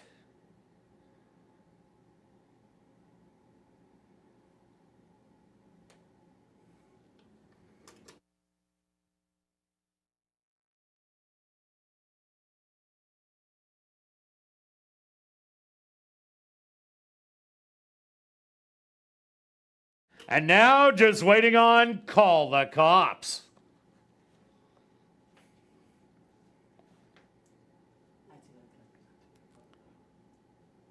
The field is set. They're at the post. Big and Bold, a little fractious. Settled down. And they're off. Breaking a little slow was Guaranteed Delivery. On the far outside, Call the Cops. As expected, goes out to grab the early lead by 2 lengths. Mosey's on Main in hot pursuit in second. Settle back third on the outside. Bits of Lemon Drop. Big and Bold on the rail in fourth. 2 more back. Guaranteed Delivery, and your early trailer will be Wickwee Mekong Ghost. They went the opening quarter in a rather quick 24-2. And Call the Cops has a secure lead by 2 lengths. Mosey's on Main, still right there in second. 4 more lengths back to Big and Bold on the rail. Then it's Bits of Lemon Drop, Guaranteed Delivery, and Wickwee Mekong Ghost.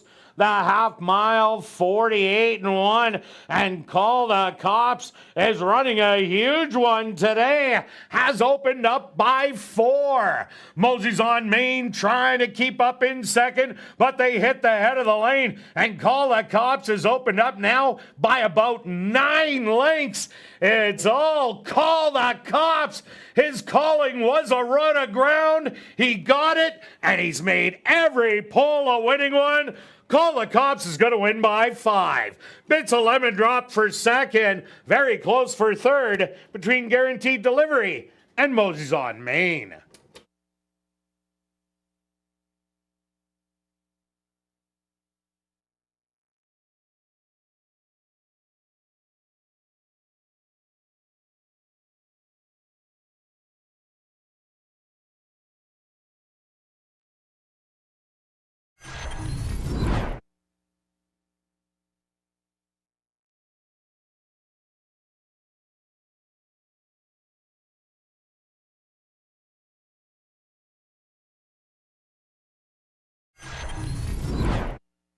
The Stewarts opposed to number 7, Call the Cops as your race winner. Second goes to number 5, Bits of Lemon Drop. A photograph has been called to determine the show position. They went the opening quarter 24-2, the half 48-1, 6 furlongs, 114-1.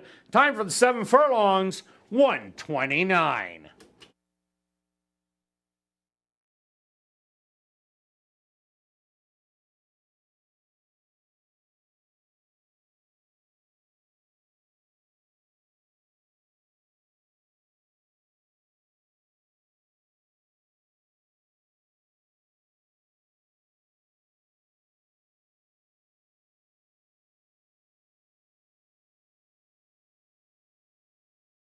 Results of the photos show number 4, Guaranteed Delivery. Finishing third. Fourth goes to number 1, Mosey's on Main.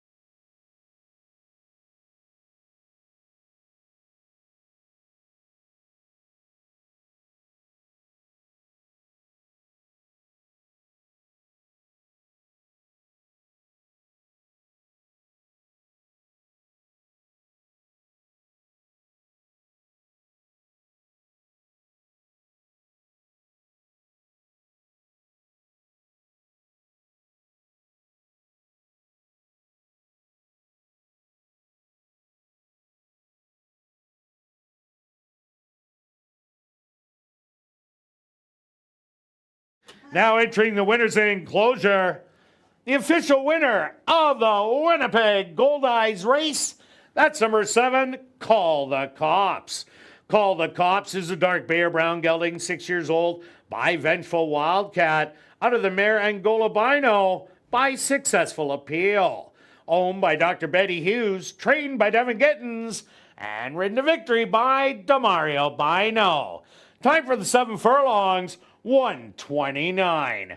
Number 7, Call the Cops, was proudly bred right here in Manitoba by his owner, Dr. Betty Hughes.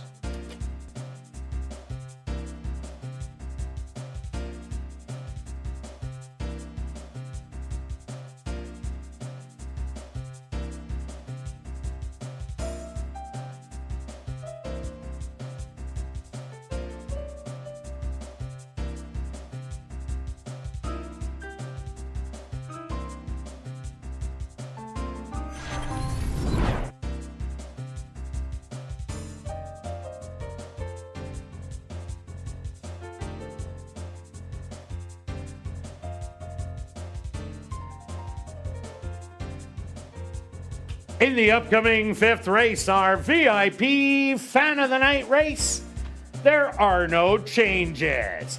Late pick 3, they'll go to post in 21 minutes.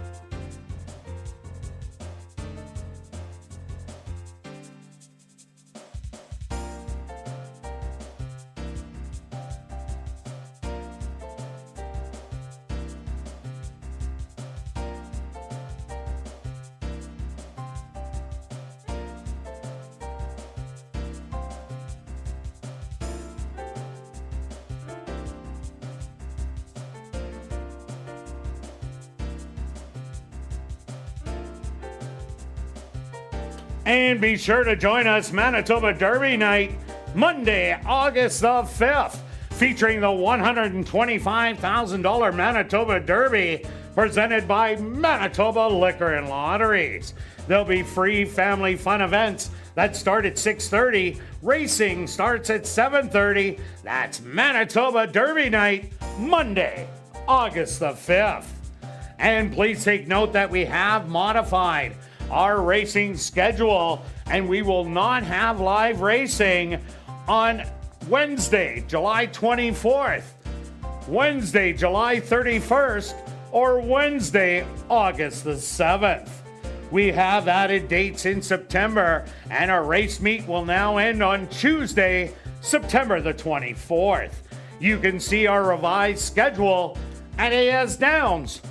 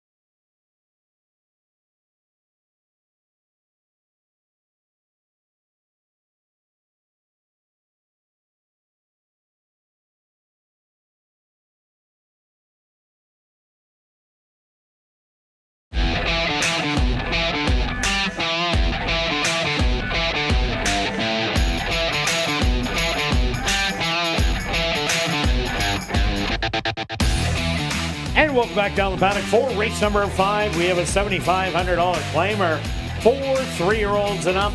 They're going to go 7.5 furlongs. Let's take a look back at race number 4. Well, Stretch, finally Call the Cops did it for you, and another speedball that always runs short gets me going around the ground. Yeah, I like the ride. DeMario, really good ride. Decided use the let it ride instructions. Go fast and win. That's the line in Let It Ride, just to let you know. Okay. The trainer tells him, and I think that's what they used. They used the Let It Ride angle and said, go fast and win, and he did. I don't think he could have done anything else but go fast. He went fast, and it was just a real good ride. Sucked the life out of him. Yeah. And you see that in a lot of races, and mostly the cheaper races. You see that. But great ride by DeMario Bino. And like I said, maybe he's found his calling going around 2 turns, because sprinting it isn't, but maybe next time he comes off the pace sprinting. Who knows? For sure. Thanks, everybody, for jumping in on the pick 4. 127,000, one of the bigger pick 4 pools. So I appreciate. Thank you, Kirt, for playing. Yeah, no problem. Appreciate. Yeah, you took my money. Moving on. Let's go to Okay, race who do you 5. like in here? Well, if you saw our tickets, we have a bunch. And in the pick 5, I've got all. So Yeah. I've got one listed as my top selection, but I've got a lot of them. So we've got lots to talk about in this one. Last Renegade, last time was a little bit flat. Ran okay for that level. Yeah, it didn't run bad. Not bad at all. I do like that the horse was claimed and Antonio jumps aboard. I think this is going to be the wake-up call. Horse hasn't won this year. Did win 2 last year.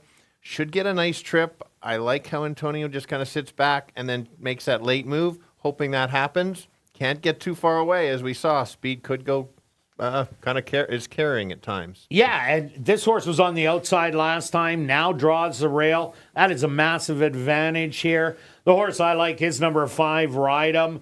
Ran big first time out against Spire, who ended up winning a first-level allowance, and is in the next race, a second-level allowance. Came back and beat him up for 4,000 non-winners of the year. Then went in a $5,500 claimer. Battled with 4 other horses all the way around the turn. Made a wide move, swooped past them all. But then it was the 4 Captive Kitten that came from nowhere. Was probably a furlong behind and ended up getting up and stealing that win away. But Ride 'em fits well at this 75 level. Great running style, and the horse is just running so good right now. Agree with you. Let's look at the 3. This horse ran second at this level last time. Did have a really good trip, but I think the same trip is coming. If there's a bit of a battle early, kind of sets up for him.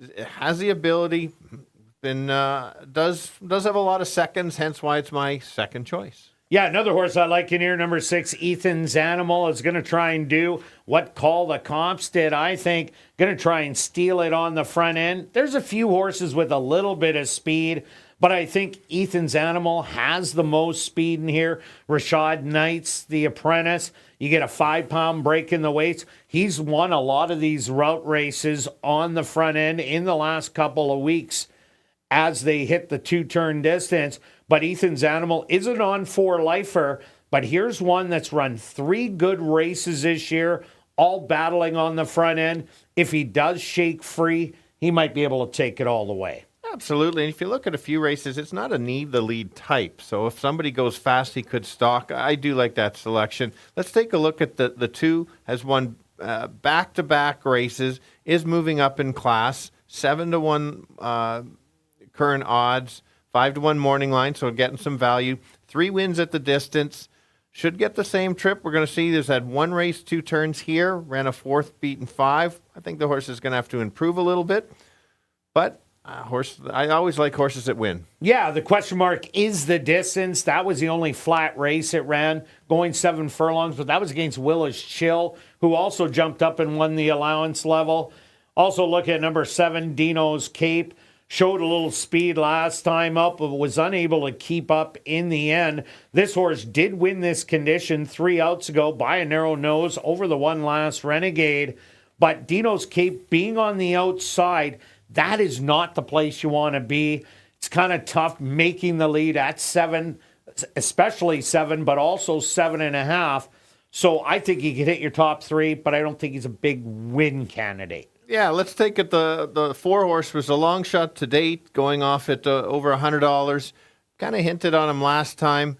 Oh, you did really late. Really late. You kind of look at last year's form. Second start wins. Same pattern. Came back with a big effort after his last win. Could get it if it's a pace battle. Watch out. You're not going to get $100 on your $2 ticket, but 10-1 fits. But the last time there was a lot of horses that did have early speed in the race. There was 4 or 5 of them, and not as much in here. Also look at number 8, High Rise in the peg. Here's a horse that's kind of rounding into form. First time out, ran flat at the first level allowance, but came back with a couple of good third-place finishes. Hot Stove League went wire to wire 2 outs ago, and then last time out, it was Lucky Luke who hit the front end and went all the way. But High Rise made up a ton of ground. If you want bombs away, this definitely could be it. And Stretch, what about this one? Yeah, I talked about the 3 earlier, just how he had a good trip. I think he can certainly be right there. All right, let's go to our wagers here in race 5. Stretch, what do you have? I'm going with one of my favorite type tri-wheels here. Oh, yeah. That's how wide open it is. I included your 5, so it's 1, 3, 5, 6 with 1, 3, 5, 6 with 1, 2, 3, 5, 6, 8. It's 48. I think the try is going to pay pretty good because look at the betting board. Yes, the 1's a bit of the favorite, but I don't think he's a standout. And I like how you have the 8 and 3rd. I think High Rise can really jump in the tractor today. But I'm betting a place bet. I'm going 50 to place on number 5, Ride 'em, who I went all in on the win last time. So let's try place this time. Good luck with all your wagers here in race 5, and we'll see you back for race 6.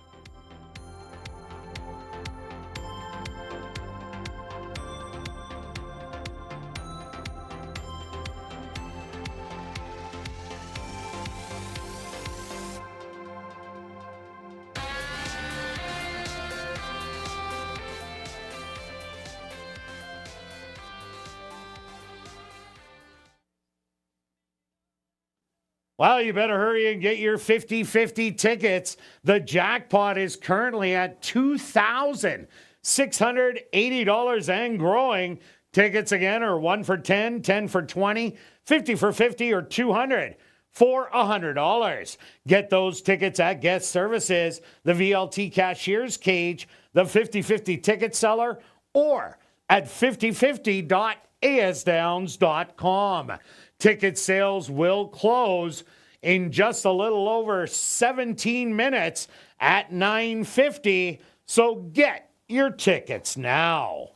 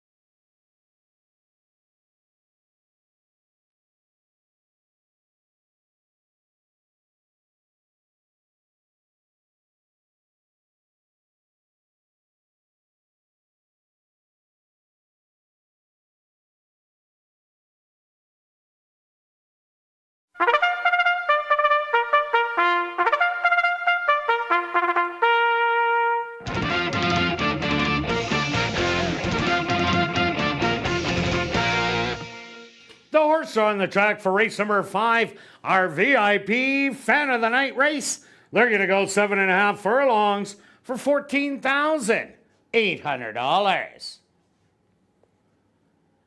Number 1 is Last Renegade, owned by Murray Clear Sky, trained by Will Toronjo with Antonio Whitehall. Number 2 is Freemaker, owned by Neil Van Dorp, trained by Carl Anderson with Demario Bino. Number 3 is East Rand, owned by Stashes and Stables, trained by Fred Rawson with Chavi and Chow. Number 4 is Captive Kitten, owned by Hearthstone Stable, trained by Victoria Morse with Douglas Badaloo. Number 5 is Ride 'em, owned by Got to Go Stable, trained by Lee Delaron with Praven Badri. Number 6 is Ethan's Animal, owned by Line Life Stable, trained by Ryan DeJarlis with Rashad Knights. Number 7 is Dino's Cape, owned by Henry Witt Jr., trained by Lee Delaron with Dane Dawkins. Number 8 is High Rise in the Peg, owned by 2 Points Ranch, trained by Tiffany Husbands with Dario Dalrymple. Our VIP Fan of the Night race here in race number 5. They'll go to post in approximately 4 minutes.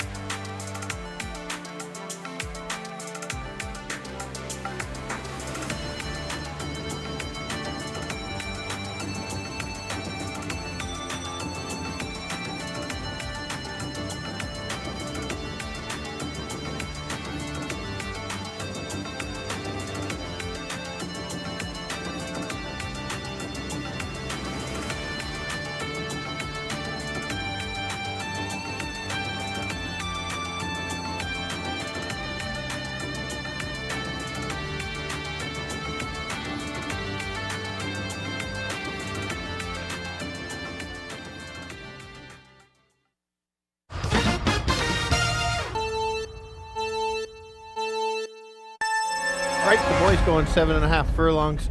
Very competitive field. One is the favorite, but just a lukewarm favorite.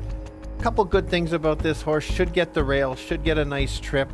Gets claimed for the new connections. Picks up Antonio Whitehall. Should sit back, not too far back, make a late move along the rail, and try to pick up the win. Others to consider is the 3 second choice.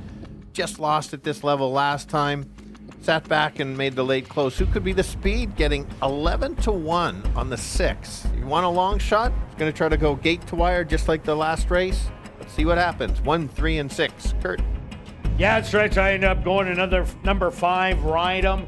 Has run 3 big races this year, a couple seconds, and the win 2 outs ago. Last time looked to be the winner, but Captive Kitten mowed it down late. Fits well in this field with a good running style. I agree with you on number 6, Ethan's Animal. This could be the speed that shakes free and has to be caught. And Last Renegade should get a pretty good rail trip in here. Has been the bridesmaid a couple of times. Well, maybe today's the day. I'm going to give you 5, 6, and 1. Good luck. here in race number 5.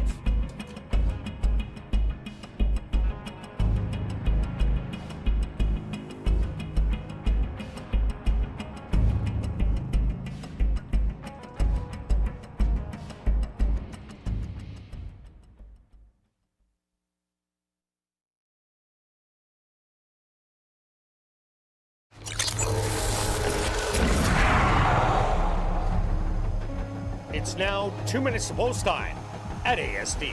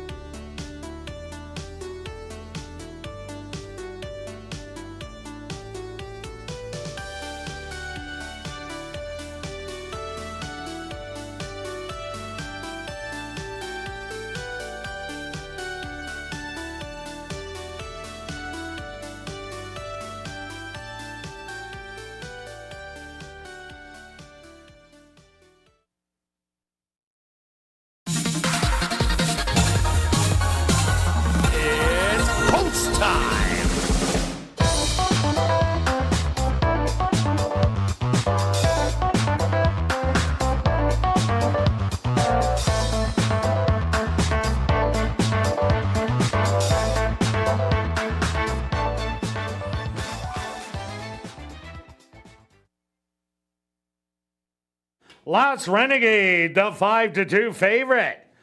First to go in. Next up, Freemaker.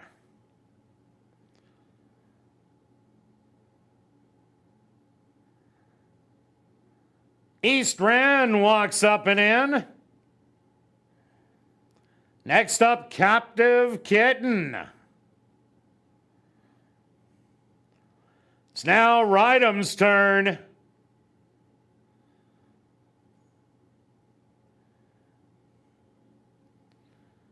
Ethan's Animal steps up and in. Just 2 left to load.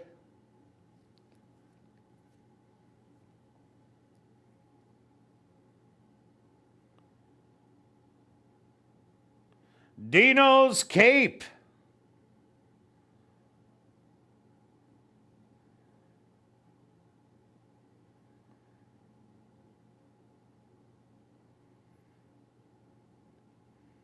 And now just waiting on High Rise in the peg.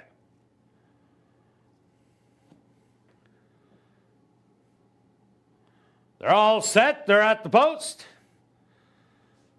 Front gates will be shut for number 6, Ethan's Animal. Now settled back in. They're set once again, and they're off. From the inside, that's Freemaker, who's going to show a little speed, but now Dino's Cape wants the lead and is going to get it by 2. In between horses, East Rand. Up close today, Captive Kitten in between horses. Then it's Rydam, 3 wide, hugging the rail. Freemaker now settled in 5th. Back in 6th, Last Renegade.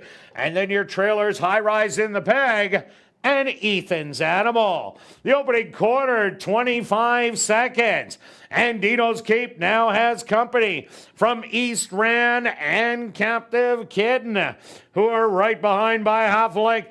Then it's going to be Rydam starting to move up. High Rise in the peg to the outside. Freemaker, Last Renegade, and Ethan's Animal, the trailer. 49 and 2, the half mile. And Dino's Cape, Love and Life on the front, has now opened up the lead by 3. To the inside, Captive Kitten. Rydam starting to roll as they hit the head of the lane. But Dino's Cape has that lead by 3 with 3/4 and 14 and 1. Dino's Cape showing no signs of letting up, starting to draw off on the field and gonna win by 6. Second best is Rydam. Third's gonna go to Last Renegade, and 4th to Captive Kitten.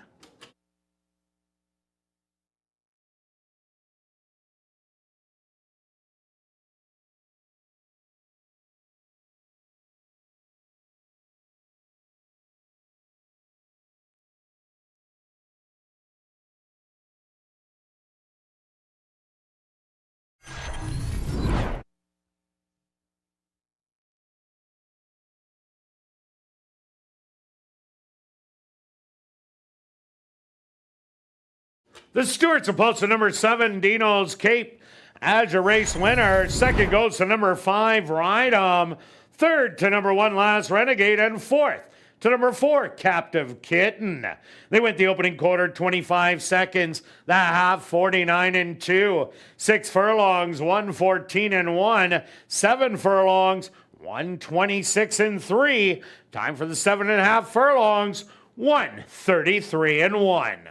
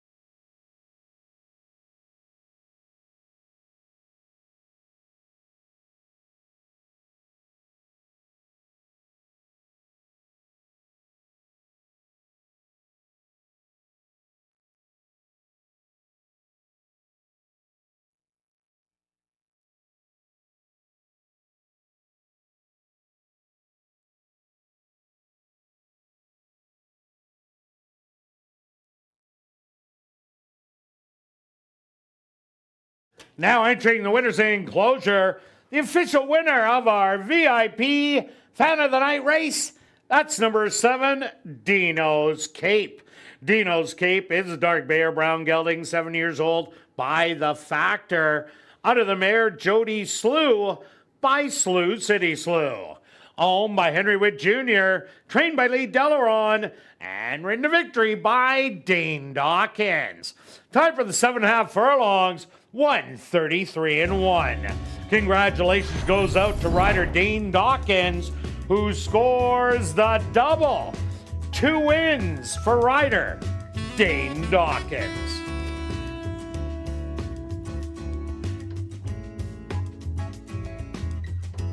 Race 5 is official in the upcoming 6th race.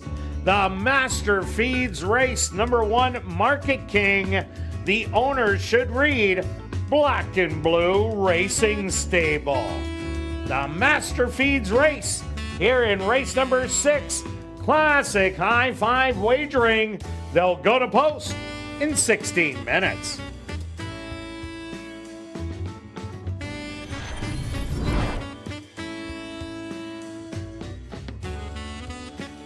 And be sure to check out our 140 VLTs in the climate-controlled Club West Gaming Lounge.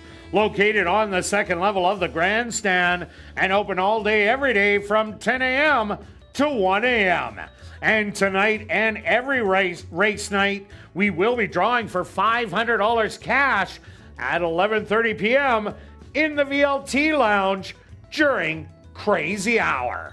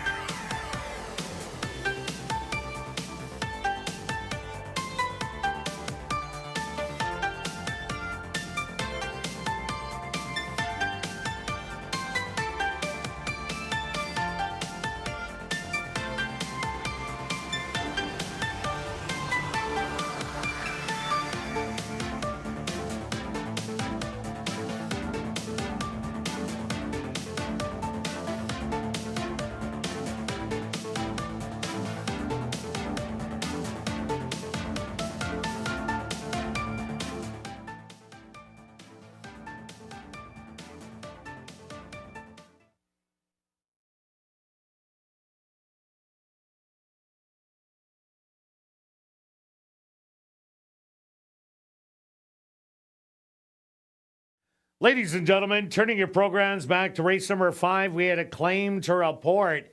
Claim for $7,500 was number 1, Last Renegade, claimed by Wendy Anderson and Keith Wright, trainer Wendy Anderson.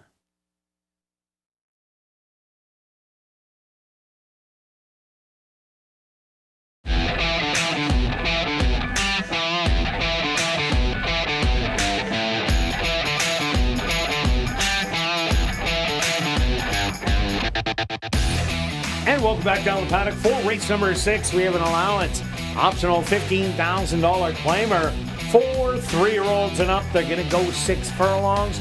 Quick look back at race number 5.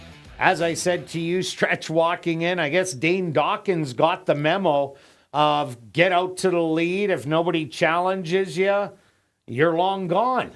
Yeah, we saw it in race 4. We saw it again in the cops. Yeah, and then this one stole the next one. When Kitten is usually kind of sitting back and that horse was in second place. You know they weren't going that fast, for one. Correct, and just kind of kept going, got brave. Good late move on the 5 with Lee running 1-2 in the race. Yeah, good for him. And the pick 4s are reducing greatly in numbers. I am hanging on in the pick 5. Nailed it with the all. Oh, there you go. Okay, on to race number 6, Stretch. This is a wide open affair. And the horse that hasn't started this year, the current 2-1 favorite. Yes, and so I'm going to go with something different. It's going to be a Stretch pick change alert. I'm adjusting on the check. So I'm making it a 1-6-8.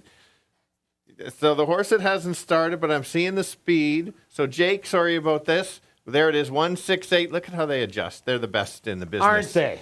Absolutely. I think you're an interesting one in the business. You're making them work way too hard. I am making them work way too hard. I apologize for that. Here we go. This horse has the back class, has won both races off a layoff here at ASD. They were 5 furlongs.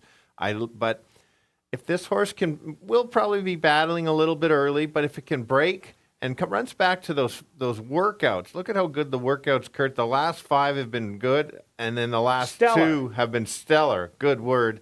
Those races from the gate the last time out, if ready to go, watch out. We saw a couple of them, Lab Rat the other day, that dropped and just crushed racing tomorrow. Yeah. We'll see. This is a slight drop. It's in the allowance. This horse is borderline stake placed horse. Yeah, there's no doubt about it. Market King has done really well here at the Downs. 7 for 7.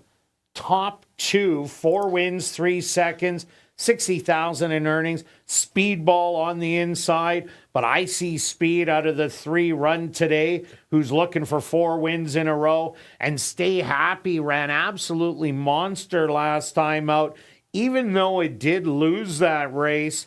So with all the speed that's in here, I got to take a closer. I went to number 6, Mr. Dazzle. Was a winner going wire to wire 2 outs ago, but the previous start rallied from the back of the field to be nosed out for second. Last time out, made the big move again, but then flattened really late down the lane. But I just love his running style as it'll be more forward than a lot of the other ones. If he makes that kick at the right time, I think 8-1, that is juicy. And that's why I moved that horse up into my second spot. My original top selection was the 8. It just if there's a big duel, this horse can make the close.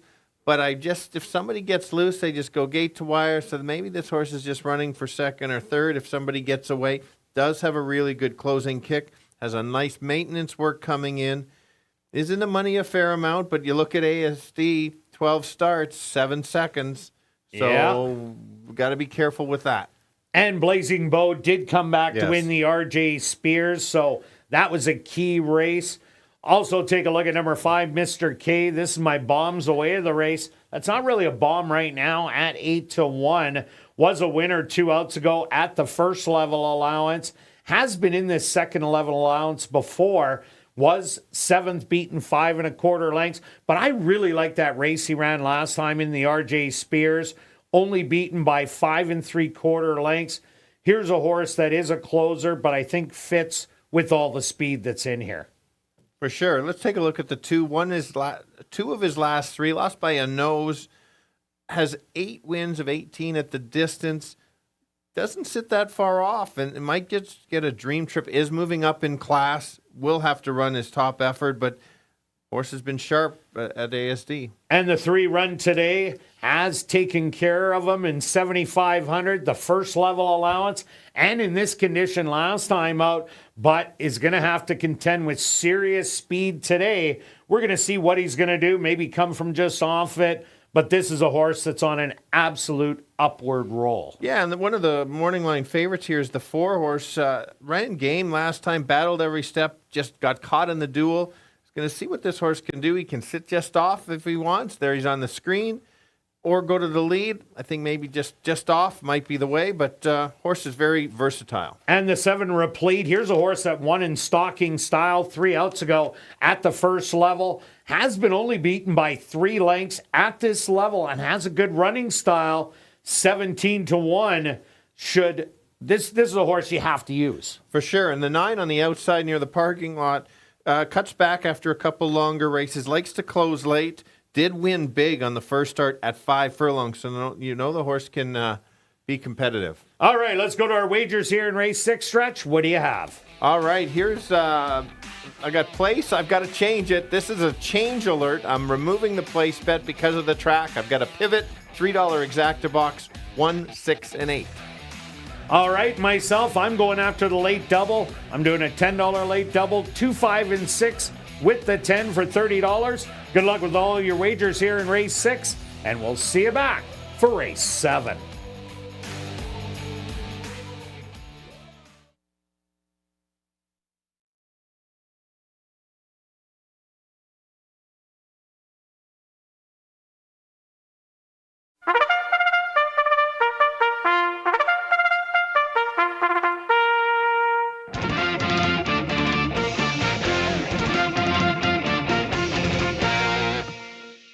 The horse on the track for race number 6, the Master Feeds race.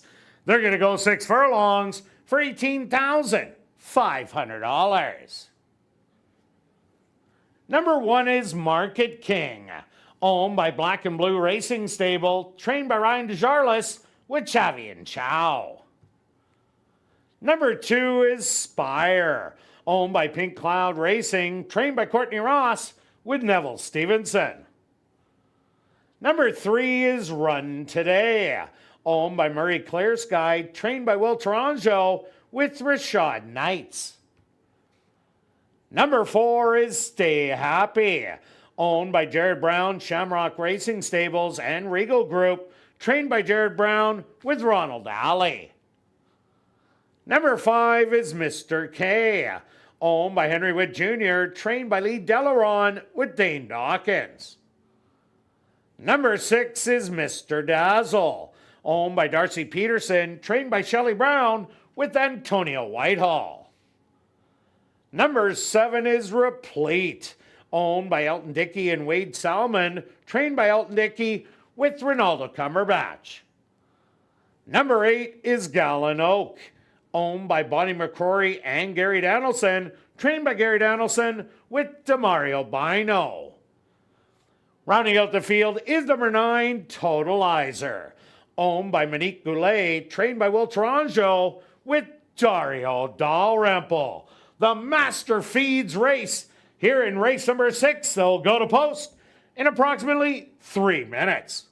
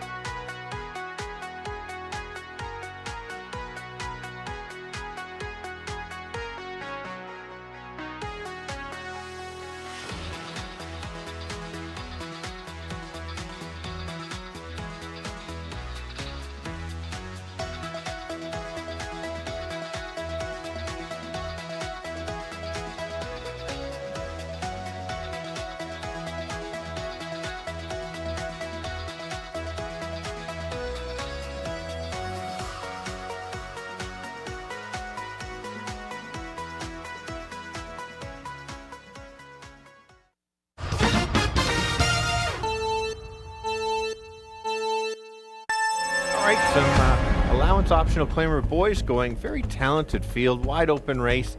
The one is the favorite, has been off a year, does have the talent, shows speed early, runs back to those workouts. Watch out, but should get some pressure.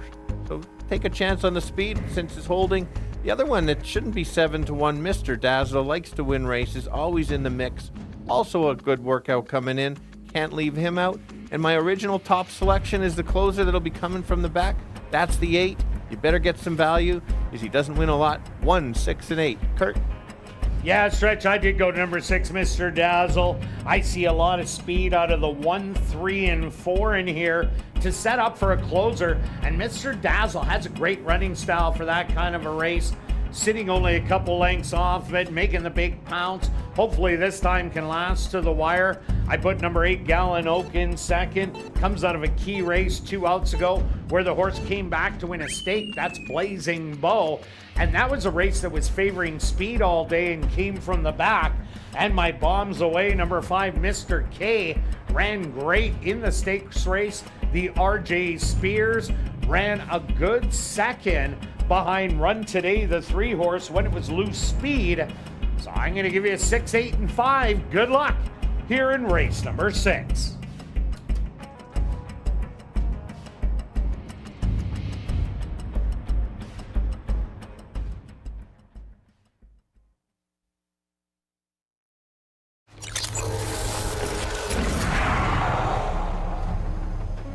It's now 2 minutes to post time at ASD.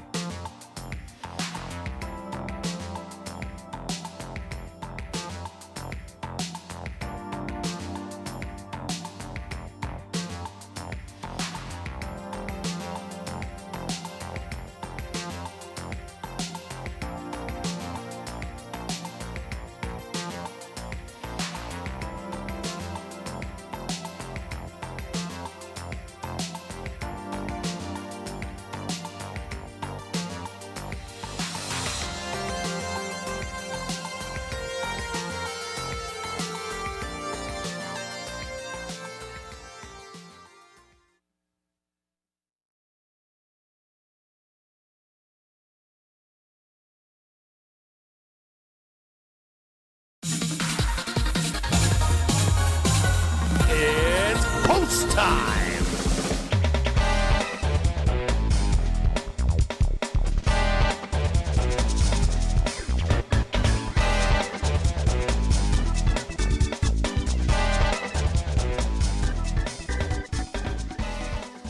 Market King, the current 5-2 favorite. The first one to step in, Next up, Spire. Run Today puts the win string on the line.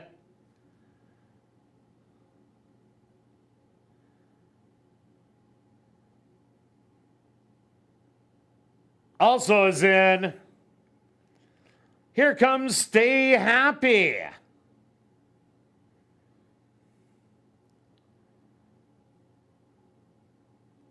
It's now Mr. K's turn. The other Mr. Dazzle, walks in.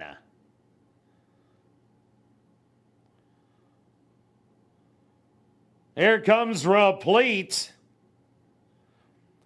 Just 2 left to load. Gallon Oak.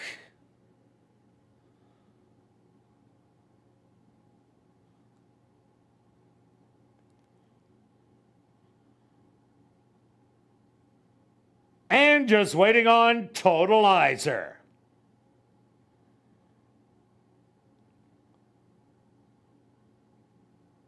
They're all set. They're at the post.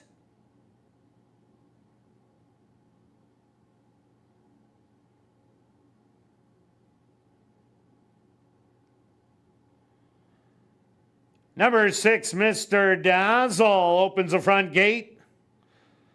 Totalizer was a bit fractious also. Front gates are now closed on Mr. Dazzle.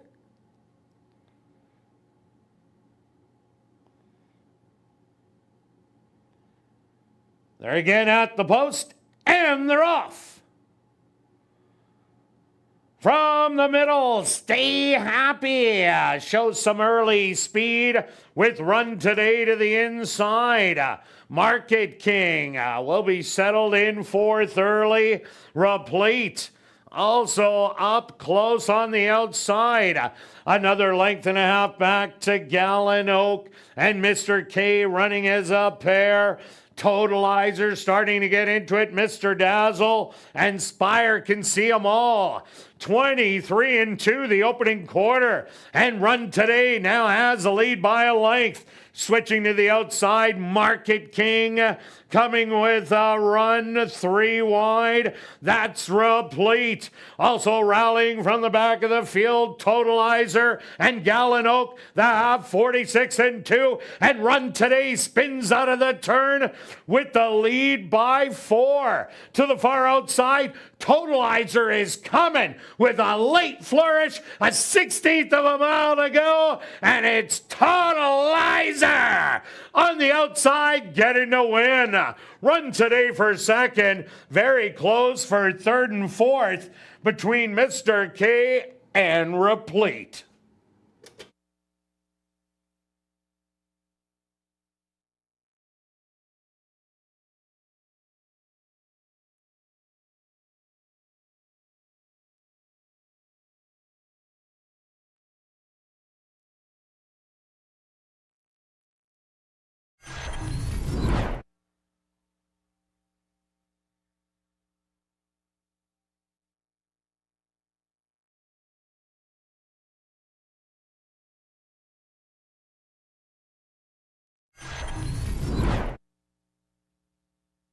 The Stewarts are posted number 9, Totalizer, as your race winner. Second goes to number 3, Run Today. A photograph has been called to determine the show position.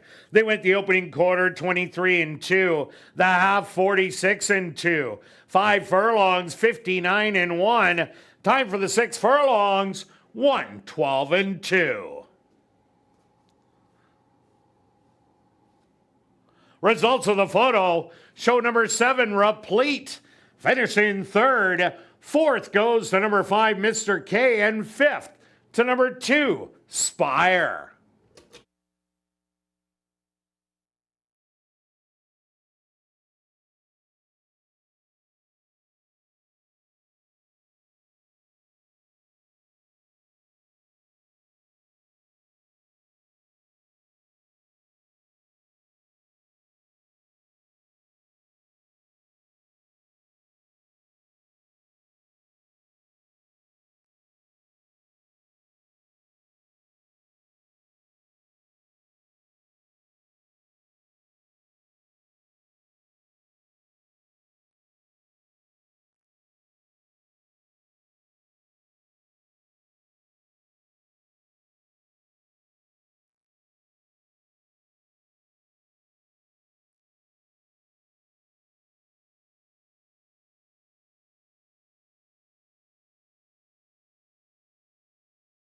Now entering the winner's enclosure, the official winner of the Master Feeds race. That's number 9, Totalizer. Totalizer is a bay gelding, 5 years old, by Candy Ride, out of the mare Taxable by Tap It. Owned by Monique Goulet, trained by Will Taranjo, and ridden to victory by Dario Dalrymple. Tied for the 6 furlongs, 1:12-2.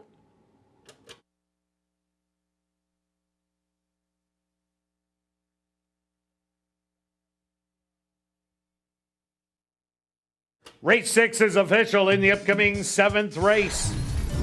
There are no changes. Classic high five wagering with a carryover of just under $800. They'll go to post in 16 minutes.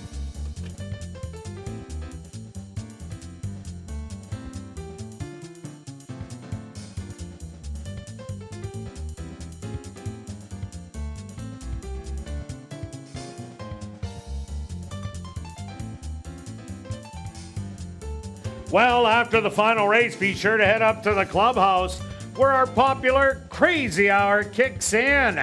Beer, shots, and wine, just $5 and 25% off all appetizers. Plus, tonight and every race night, we will be drawing for $500 cash at 11:30 in the VLT Lounge during Crazy Hour.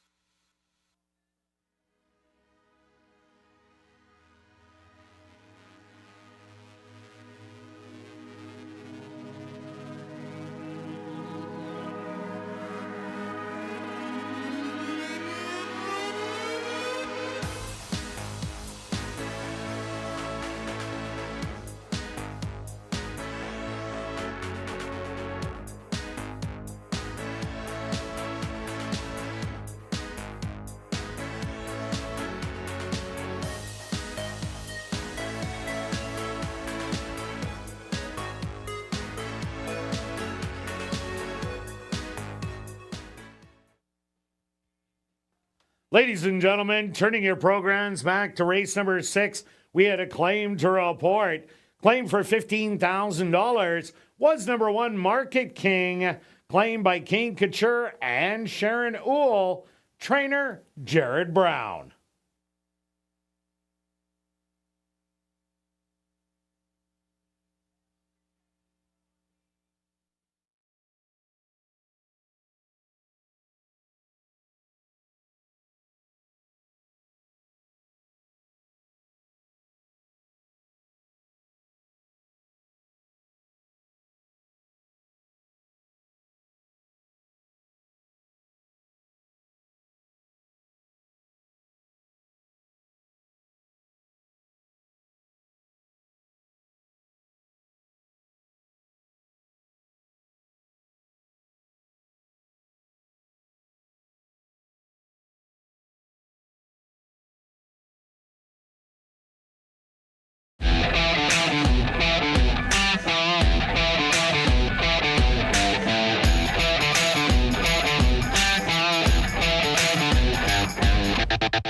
And welcome back down the paddock for race number 7. We have an allowance race for 3 and up that are non-2 lifers.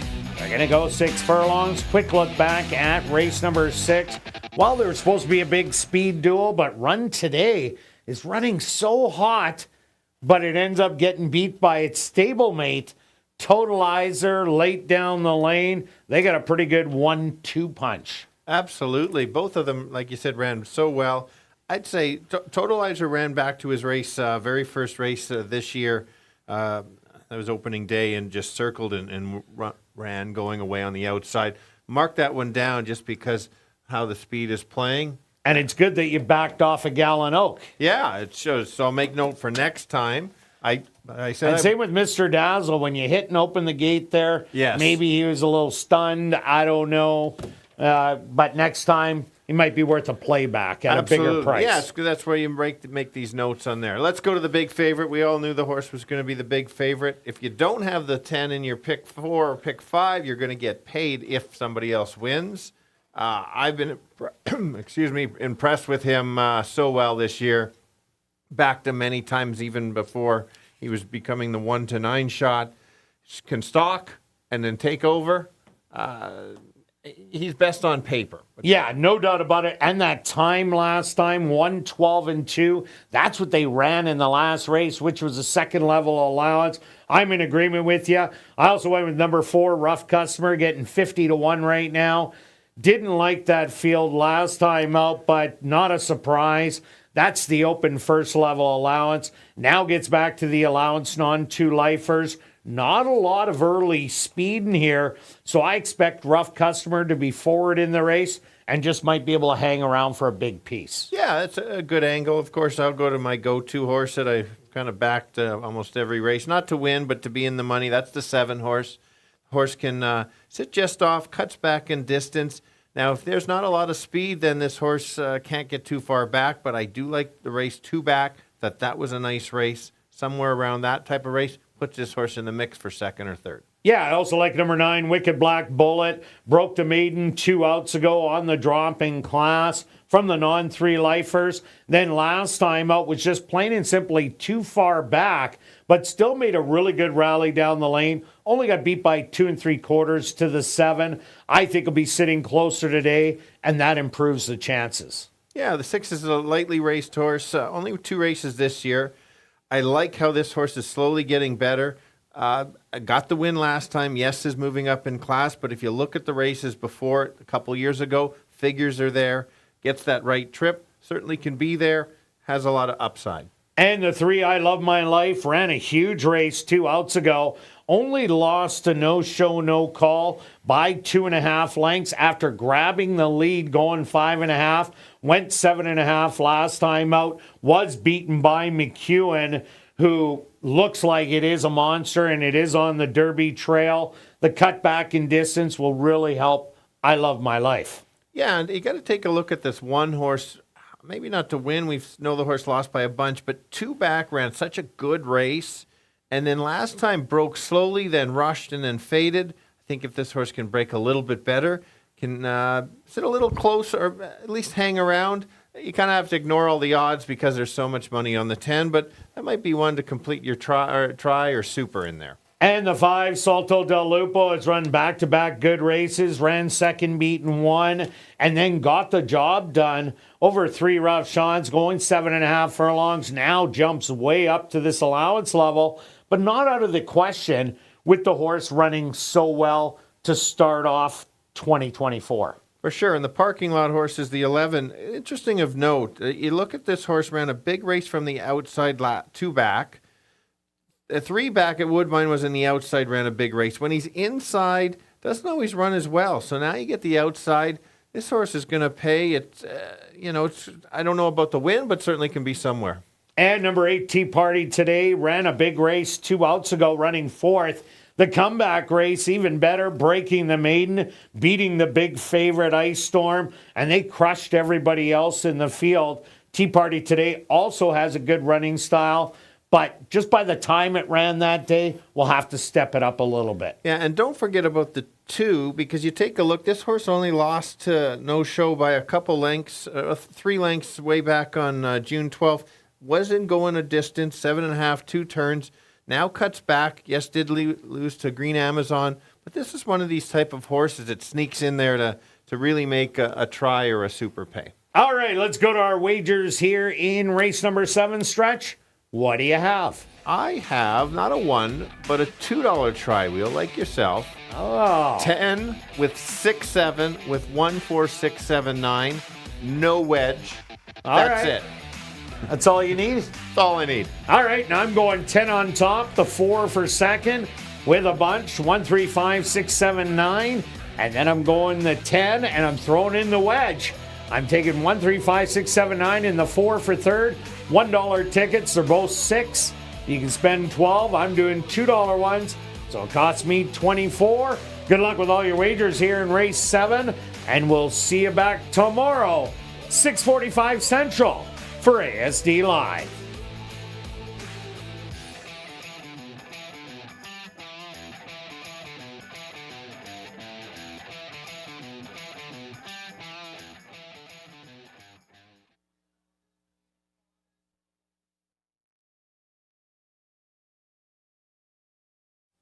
And we've drawn our winning ticket in tonight's 50-50 draw. The series is Y, the number 4046967. Congratulations, you've won $1,435, and that ticket was purchased on track. You can collect your winnings at guest services on the main floor, South End.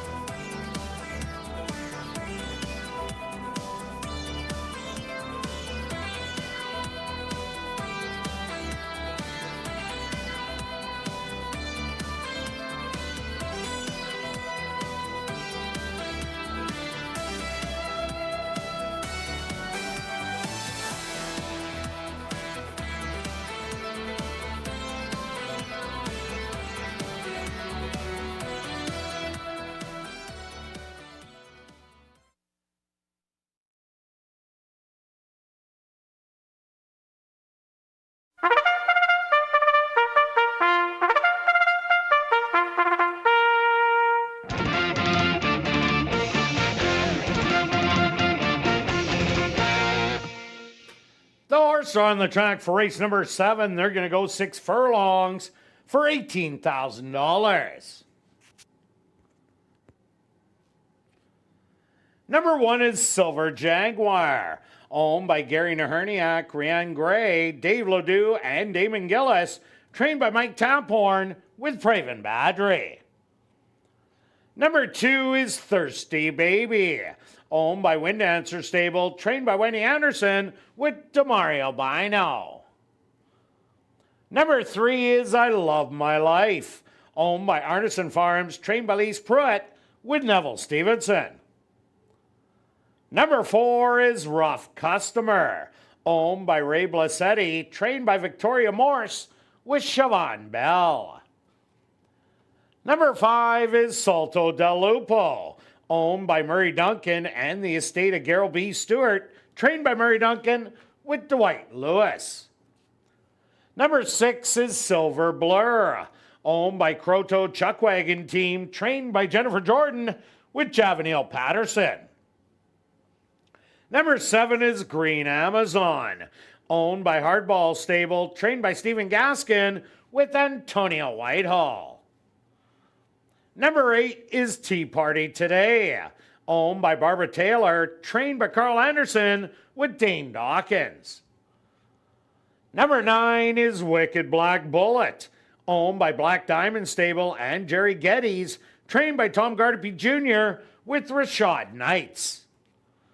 Number 10 is No Show, No Call, owned by Staff Max Stable and Club 3D Stable, trained by Mike Taphorn with Ronald Alley. Rounding out the field is number 11, Air Force Reserve, owned by Black Diamond Stable and Kenneth Lee Gardapi, trained by Tom Gardapi Jr. with Ronaldo Cumberbatch. Classic high five wagering. Here in race number 7, they'll go to post in approximately 3 minutes.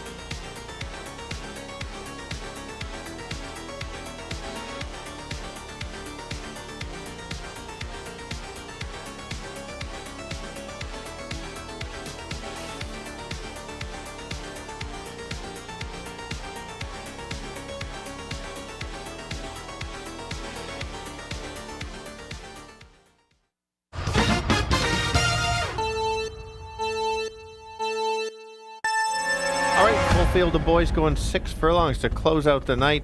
The race goes through the 10, just has the class, continues to race so well. Evening workout last time, repeat effort puts him in the world winner circle. Who can we tie that horse up to? Let's take a look at the 7. Been in this condition a while, but does belong. Always in the mix, cuts back from a distance. I think that's going to work. That'll give him a great chance for second. The lightly raced improving horse, that's the 6. Won his last race, moves up to this class, certainly can keep moving up. 10-7-6. Kirt. Yeah, Stretch, the 10 horse, No Show, No Call, improving with every start. It wasn't that he won by 12, it was the time. 1:12-2 on that racetrack that day. That was a stellar move, the one to beat. I also like number 4, Rough Customer. Could be the speed of the race. And if he does get loose, he might go a long way. And also to round it out, number 9, Wicked Black Bullet. Good win 2 outs ago, sitting close. Last time was just way too far back to make up the ground. So I'm going to give you a 10, 4, and 9. Good luck here in race number 7.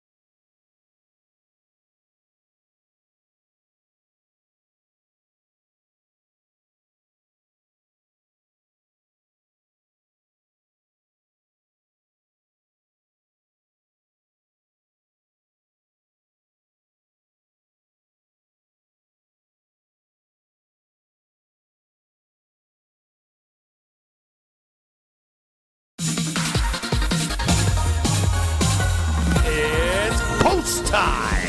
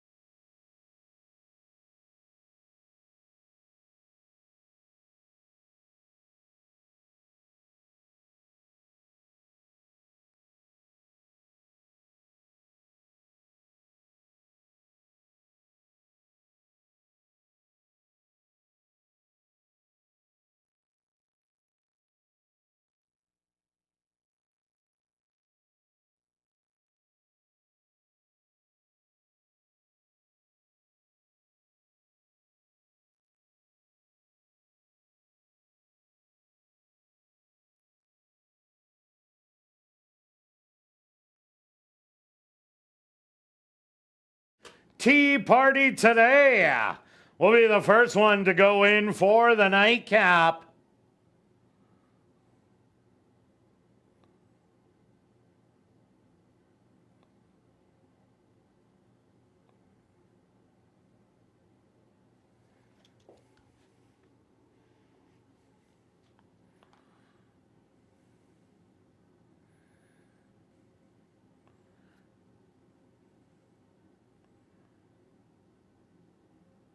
Tea Party today is now in.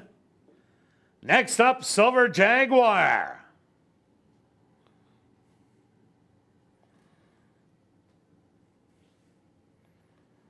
It's now Thirsty Baby's turn.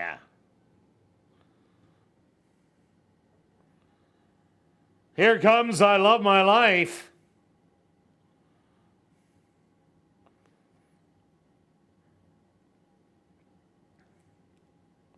Rough Customer walks up and in. Here comes Salto del Lupo. Next up, Silver Blur.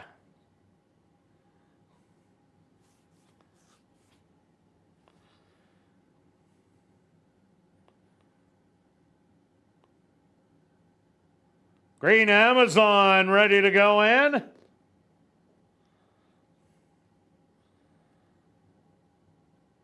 Here comes Wicked Black Bullet. Just two left to load. The overwhelming 1-5 favorite. No show, no call.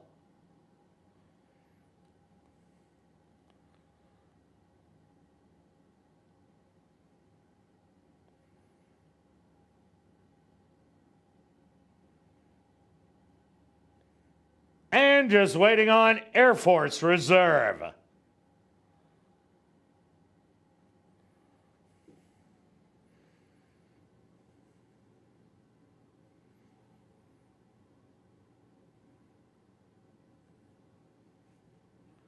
They're all set. They're at the post.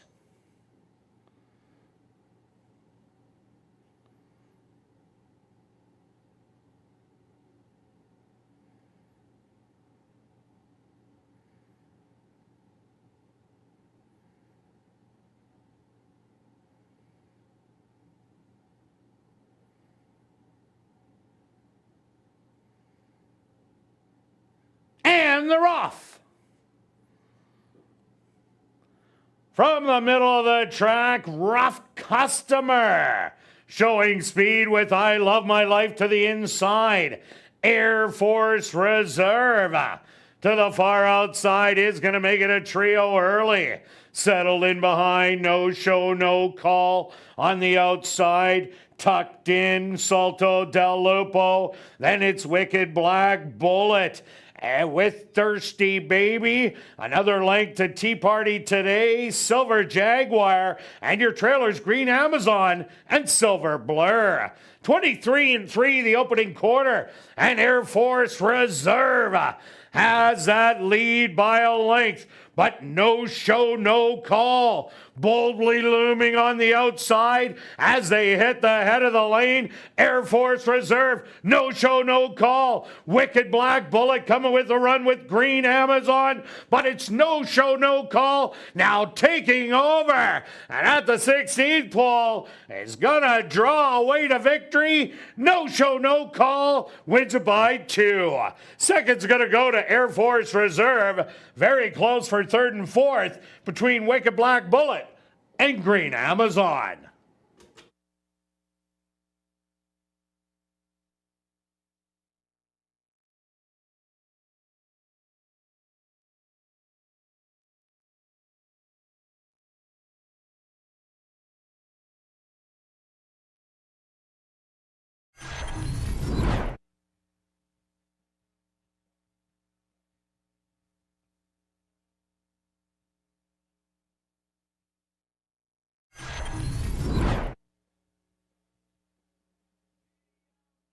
The Stewart's opposed to number 10, no show, no call. As your race winner, second goes to number 11, Air Force Reserve. A photograph has been called to determine the show position. They went the opening quarter 23-3, the half 47 seconds. 5 furlongs, 1 minute. Time for the 6 furlongs, 1:13-1.